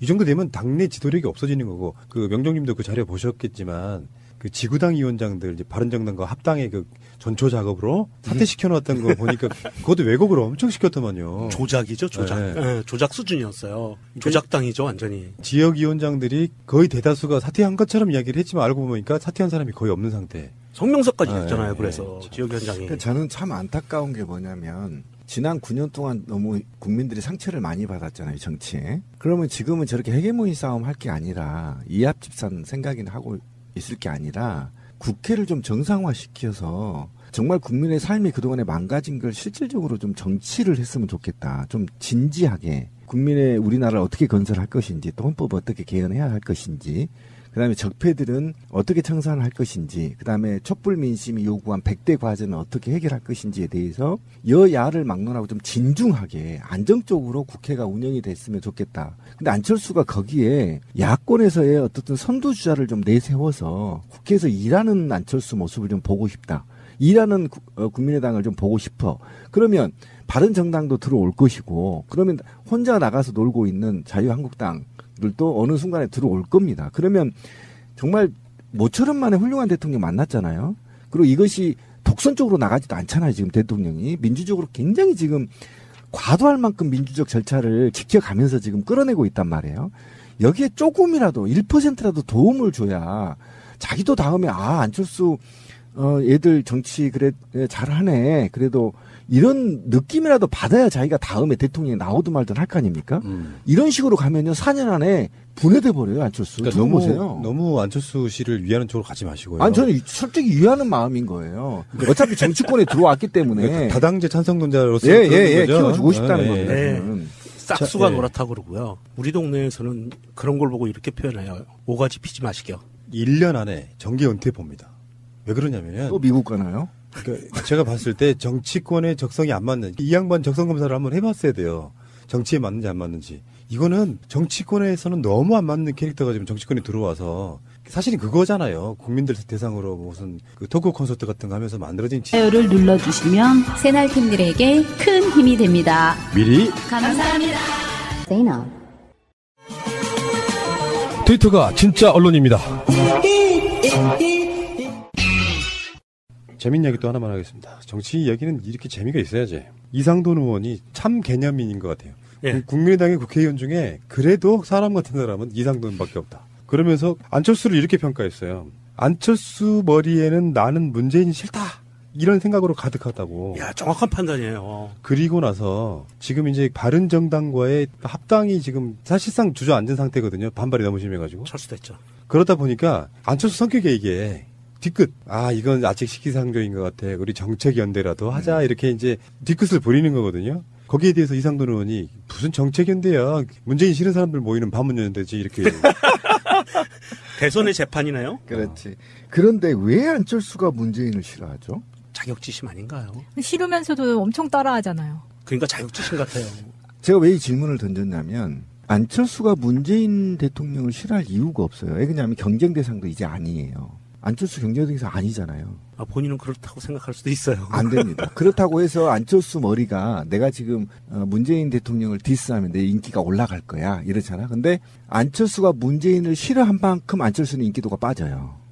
상대적으로. 예전에 단일화 같은 거 추진할 때 혹시 뺨 맞은 적 있나? 아니에요. 제가 그 얘기를 하려고 하는데. 그런데 대한민국에서 문재인 대통령을 싫어한 놈이 누구죠? 가장 싫어한 놈이? 홍준표, 박근혜. 아니죠. 이명박이죠. 그 다음에 싫어한 놈이 누구죠? 이명박의 아바타. 박근혜죠. 그럼 놈은 아니잖아요, 그거는. 아니야, 이명박 아바타 한 2개 있었어. 그런데 안철수와 그렇지. 박근혜. 근데 제가 왜 이 질문을 던지냐면 안철수가 문재인 대통령이 싫어할 이유가 없다는 거예요. 제가 볼 때는. 지금 있잖아요. 안철수가 문재인 대통령 굉장히 잘한다. 나도 문재인 대통령의 정책 철학을 배워서 훌륭한 대통령이 되겠다 이렇게 선언하는 순간 인기도는 치고 올라갈 겁니다. 그런데 왜 싫어할까요? 바로 뒤에 조종자가 있기 때문이에요. 싫어하는 사람이 연결되잖아요. 하나로. MB가 제일 싫어하겠죠. 그래서 부정선거해서 박근혜를 안 쳤잖아요. 네가 한 번 당한 겁니다. 지금 문재인 대통령이 MB한테. 두 번째 박근혜한테 당한 거 아닙니까? 그 다음에 또 누가 안철수한테 당하고 있는 거 문재인 대통령이. 그죠? 그럼 이게 연속선상에 연결이 돼 있다는 거. 이거 하나만 보더라도. 참 나는 안타까워 안철수가. 자기하고 대결할 상대가 아니야 이제. 그 전에는 내가 미워한 거 내가 이해한다니까. 그때는 나도 MB 아바타인가 깨우뚱 했잖아. 그런 말 내가 안 했는데 이제 보면 드러나는 거예요. 지금은 경쟁 상대가 누구냐면 박원순 시장이어야 되고 안희정 도지사여야 하고 이재명 시장이어야 되는 거거든. 지가 붙을 사람이 이 사람들이거든. 예를 들면 그럼 이 사람들과 붙어서 어떻게 정책을 경기도지사처럼 한번 이재명 시장하고 붙어서 내가 같이 떠보자 이렇게 싸워야 되는데 이미 대통령 된 사람을 계속 씹고 있어. 지하고 상대도 안 되는 사람을. 그러면 누군가가 뒤에 있다는 거예요. 제도로서의 민주주의가 흔들리고 구타는 일은 이제 없습니다. 민주주의가 밥이고 밥이 민주주의가 되어야 합니다. 정치적 감각에 있어서 정무적 감각이라고 하죠. 안철수하고 저하고 누가 더 낫습니까? 아이고 비교할 대상이 아니잖아요. 그럼 자리 바꿨으면 좋겠다. 자, 안철수의 세가 안철수를 여기로 온다. 아니 무슨 끔찍한 얘기를 지금. 정치적 분석이랄까 컨설팅 해주는 사람들 또는 측근들은 뭐 하는 사람들인지 모르겠어요. 긍정적 시너지로 가야 돼요. 안철수가 네, 맞아요. 안철수가 대선이 끝나고 나서 단 한마디라도 문재인 대통령 잘한다 이야기 하지 않았거든요. 청와대 한번 밥 먹으러 갔는데도 뚱 해가지고 우는 꼴을 못 봤어. 입주댕이 툭 튀어나와가지고. 그렇게 부정적인 에너지를 주고 있는 사람은 뭔가 적용용으로 정치권에 탄생한 아바타 같은 느낌이 진짜 드는 거예요. 박지원이나 정동영 이런 사람들이 반발하는 이유가 뭐예요? 국민의당으로서는 사실 생각해보면 바른정당과 연대한다는 거는 기반이 호남인데 수도권의 지지가 일부 있기는 한데요. 그거는 총선 때의 표분석에 전 지나지 않는다고 생각하거든요. 유의미하게 정치 세력으로서 남아있으려면 호남을 지키는 전략에서 수도권으로 가야 되는데 호남은 포기하는 전략으로 가고 있는 거야. 바른정당과 연대는. 여론조사가 기가 막힌 게 나왔잖아요. 그때 당시에. 바른정당과 연대하면 지지율은 올라가. 근데 사람들이 모르고 있던 숨은 헤드라인이 있었다고. 그러면 민주당 지지율이 최고치로 올라가요. 그럼 58% 60% 가까이 육박해버린단 말이야. 그런 관점에서 봤을 때 안철수가 이렇게 오기의 정치하면 안 됩니다. 오기의 정치라는 것이 뭐 별다른 거 있겠어요? 득과 실도 없어. 단 자기가 오기와 목리 꼭 알아야 할 어제의 뉴스. 지난 2008년 삼성특검은 이건희 삼성그룹 회장이 삼성 임직원 명의의 차명계좌 1000여 개에 4조 5천억 원 규모의 재산을 숨겨뒀다고 밝혔습니다. 삼성은 차명재산을 이 회장 실명으로 전환하고 세금을 내겠다며 공식 사과했습니다. 누락된 세금 등을 모두 납부한 후 유익한 일에 쓸 수 있는 방도를 찾아보자고 하였습니다. 그러나 삼성은 차명계좌의 돈 대부분을 인출하면서 이 회장 실명으로 전환하지 않았고 이에 따라 차명계좌에 부과되는 세금을 내지 않았습니다. 당시 금융당국은 차명계좌가 가공인물이 아닌 주민등록표상 명의로 된 계좌이기 때문에 금융실명제법상 과세 대상이 아니라고 판단했습니다. 그러나 9년 만에 금융위원회가 차명 계좌에 대한 유권 해석을 원점에서 재검토하기로 했습니다. 최근 국정감사에서 이 회장의 차명 계좌 과세 누락 문제가 다시 불거지자 금융위는 금융실명제법 5조에 따라 이자와 배당 소득에 대해 90%의 세율을 적용해 과세가 가능하다는 입장으로 급 선회한 것으로 확인됐습니다. 민주당 박용진 의원. 그것 자체로 경제정의와 공평과세를 위한 대한민국의 새로운 변화가 시작되는 거다. 저는 그렇게 생각합니다. 금융위는 다만 이 회장의 차명 계좌는 금융실명제가 시행된 1993년 이후 개설됐기 때문에 과징금 부과 대상은 아니라고 판단한 것으로 전해졌습니다. 2015년 11월 KB 하나은행은 아이카이스트에 7억 원을 대출합니다. 1년 동안 총 4차례에 걸쳐 모두 21억 9,300만 원을 아이카이스트에 대출해줬습니다. 당시 은행의 대출 추천 의견서입니다. 부채 비율이 80%로 재무 안정성도 양호하다고 평가돼 있습니다. 하지만 불과 2년 전 아이카이스트의 부채 비율은 647%였습니다. 이는 대출을 받기 전에 회사가 보유한 비외관법인의 주식을 관계사에 2배 가까이 비싸게 팔아 큰 이익을 받고 이로 인해 부채 비율이 뚝 떨어진 걸로 돼 있습니다. 하지만 실제 이익을 받는지는 전혀 근거가 없습니다. 김경률 회계사. 특수관계자끼리 자기 거래를 한 셈이거든요. 얼마든지 수치를 이제 만들어낼 수 있는 숫자이니까 많이 의심해 볼 만한 그런 거래인 셈이죠. 해당 은행의 대출 관례에도 맞지 않다는 지적이 나옵니다. 제 경험으로 봐서는 이런 대출은 실효율이 불가능하다고 생각이 듭니다. 일단은 매출액 대비 대출 금액이 과다하고요. 박근혜 전 대통령이 찾은 창조경제 1호 기업 아이카이스트는 얼마 전 폐업했습니다. 창업자도 수백억 원대 사기 혐의 등으로 이미 구속됐습니다. 무리한 대출을 한 은행이나 그 대출을 보증한 신용보증기금도 큰 손해가 불가피해졌습니다. 민주당 김혜영 의원. KB 하나은행뿐만 아니라 신용보증기금까지 이렇게 특혜 의혹이 있는 것으로 미루어 봤을 때 그 배후에 대한 철저한 조사가 필요하다고 생각합니다. 검찰이 확보한 국정원 대응 문건들엔 당시 검찰에서 파견된 검사들이 관여한 정황이 그대로 담겨 있었습니다. 2013년 10월 검찰 댓글수사팀이 5만 5천여 개의 정치 관여 트위터 글을 원세훈 전 국정원장의 범죄 사실에 추가해달라고 법원에 요청했습니다. 당시 원 전 원장 측 변호인단은 압수수색 과정에서 위법하게 수집된 증거라면서 공소장 변경을 막기 위한 의견서를 수차례 제출했습니다. 그런데 검찰이 최근 확보한 국정원 내부 문건에 따르면 이 같은 의견서 작성에 파견 검사들이 깊숙이 관여한 것으로 드러났습니다. 현안 TF 문건 중 2014년경 작성된 원세훈 전 원장 재판 진행 상황 보고서에는 현안 TF가 2013년 10월 법률보좌관실에 파견 나온 이재영을 팀장으로 하는 실무 TF로도 확대됐다고 기록됐습니다. 보고서에 등장하는 이재영은 2013년 검찰에서 파견 나온 이재영 검사입니다. 보고서가 지칭한 실무 TF의 주요 업무는 원 전 원장 재판부에 제출할 의견서와 증인신문 관련 문건을 작성해 변호인단에게 넘기는 일이었던 것으로 검찰은 파악하고 있습니다. 특히 국정원 내부에 남아있는 TF 작성 의견서 등은 실제 법원에 제출된 문서와 거의 동일한 것으로 전해졌습니다.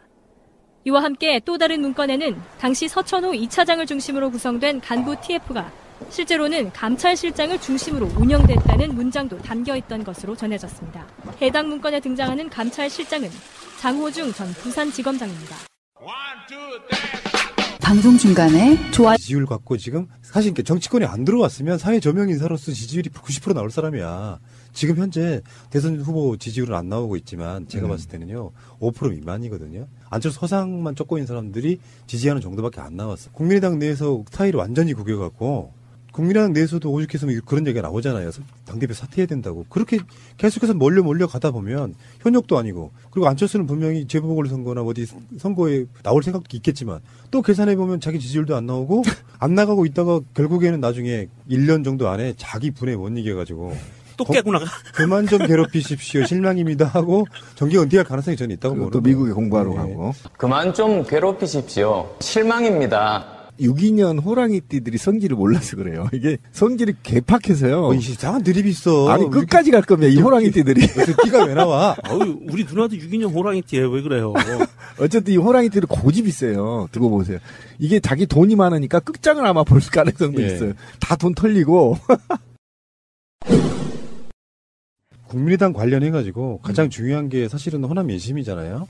호남 민심에 관련해서 우리는 사실 국민의당이 안철수 생각하는 것보다 국민의당 호남 쪽 분들은 아마 정동영이라든지 박지원이라든지 천정배를 생각할 거라고 생각하거든요. 그렇죠.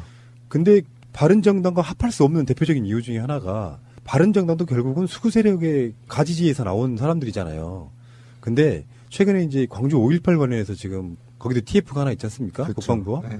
거기서 나온 이야기들 중에 가장 충격적인 게 어쩌면 그때나 지금이나 똑같거나 하는 게 유족들 간의 이간질 작업을 해서 유족들을 분열시켰다는 거. 일명 물빼기 작전.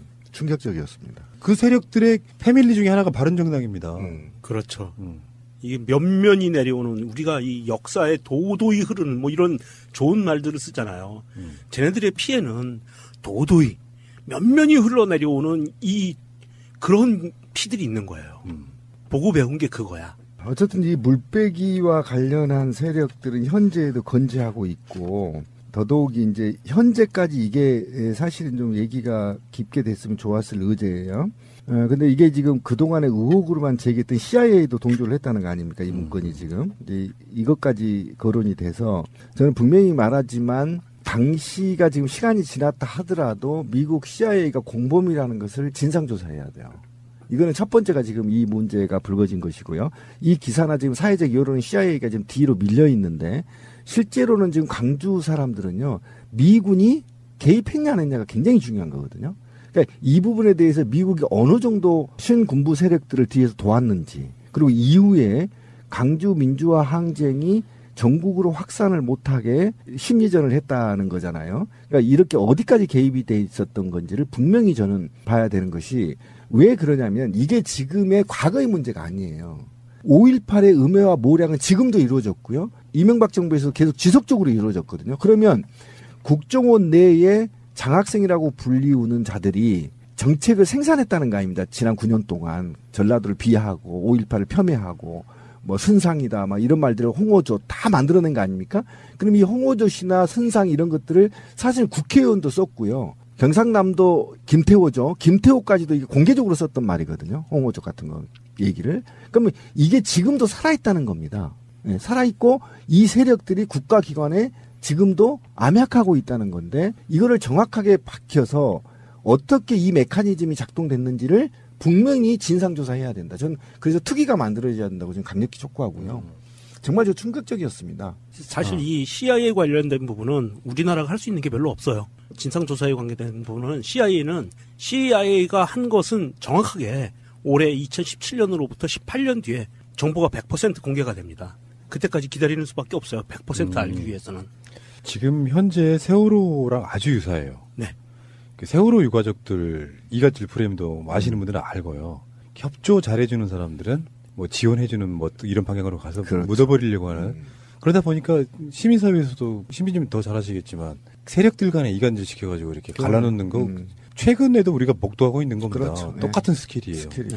이왕 당신네 가족 죽은 거 협조 잘하면 지원 더 많이 해줄게. 그러면서 이 사람들을 앞잡이로 내세워가지고 저항하고 진상규명 요구하는 사람들 압박하고 협박하는 형태로 이 짓을 해왔던 세력이 지금도 똑같은 걸 하고 있다고 보면 우리는 그걸 위기의식 느껴야 됩니다. 당연히 그렇죠. 왜 역사가 청산되지 않는가를 그냥 그대로 보여주는 거잖아요. 새가 날아든다는 여러분들의 하트를 먹고 삽니다. 잊지 않으셨죠?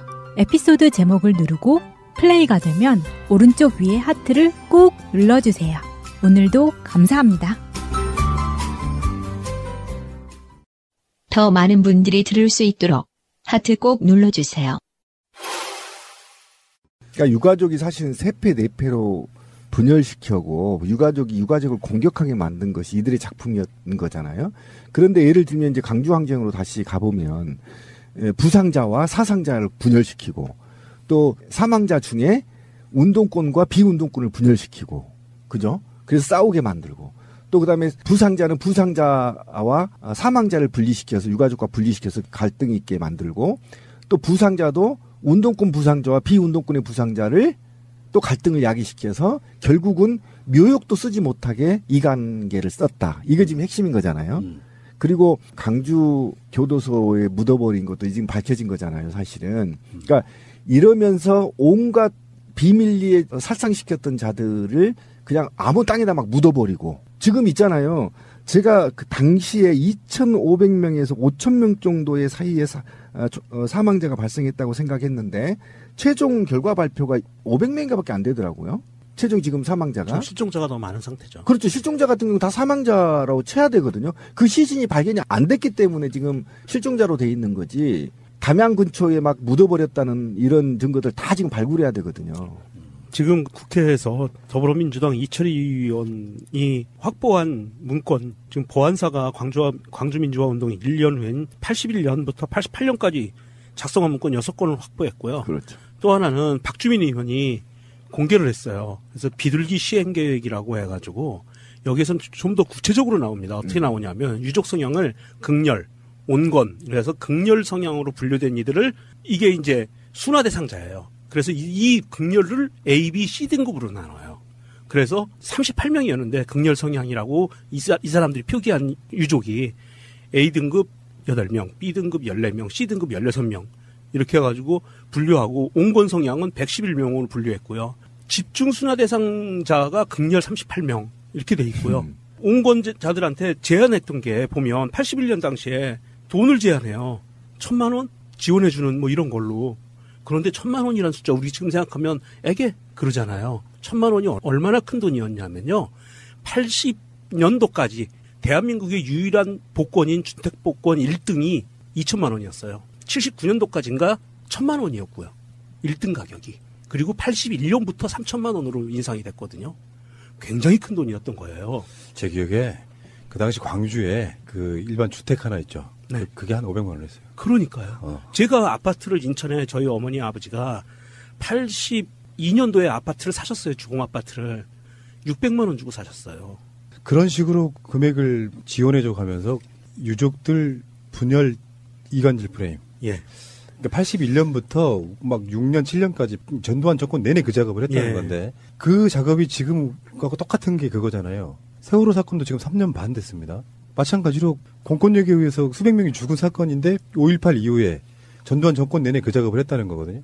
만약에 지금 세월호 사건 관련해서 국정원이 유족들 이간질 프레임이 어떻게 됐는지가 지금 나온다면 이게 1980년에 나온 사건이고 뻔히 그랬을 것이라고 생각하는 느낌 때문에 그렇게 놀래거나 화내지 않는 거예요. 우리가 만약에 지금 세월호 사건에 그렇게 국정원이 관여됐다라고 이야기하면 어떻게 되겠냐는 거죠. 근데 그것도 국정원 개혁 특위도 세월호 유족 분열 책동 문서를 내놔야 돼요. 저는 그렇게 봅니다. 왜 그러냐면 저는 아까 지나서 지금도 전 충격적인데요. 그러니까 이게 여기에 이 문서가 그치지 않고 81년부터 이들이 그 진보 민주 세력들 분열을 책동하는 데 있어서 신군부 장학생들이 또 생길 거 아닙니까? 저 이렇게 보거든요. 제가 심재철 같은 경우는 저는 그렇다고 봐요. 솔직히 말하면. 그랬기 때문에 지금 그 당에 가서 정치를 하고 있다고 보고, 그러니까 사실은 이런 신군부 장학생들까지 80년대 장학생들까지 저는 색출해서 응징해야 된다. 그렇지 않고는 역사가 단절되지 않는다. 이들은 지금도 지금 문재인 정부 들어서 이들이 이간기를 쓰지 않을까요? 쓰죠. 당연히 쓰죠. 이거 우리 가려내야 됩니다. 예, 조심해야 되고요. 굉장히 조심해야 됩니다.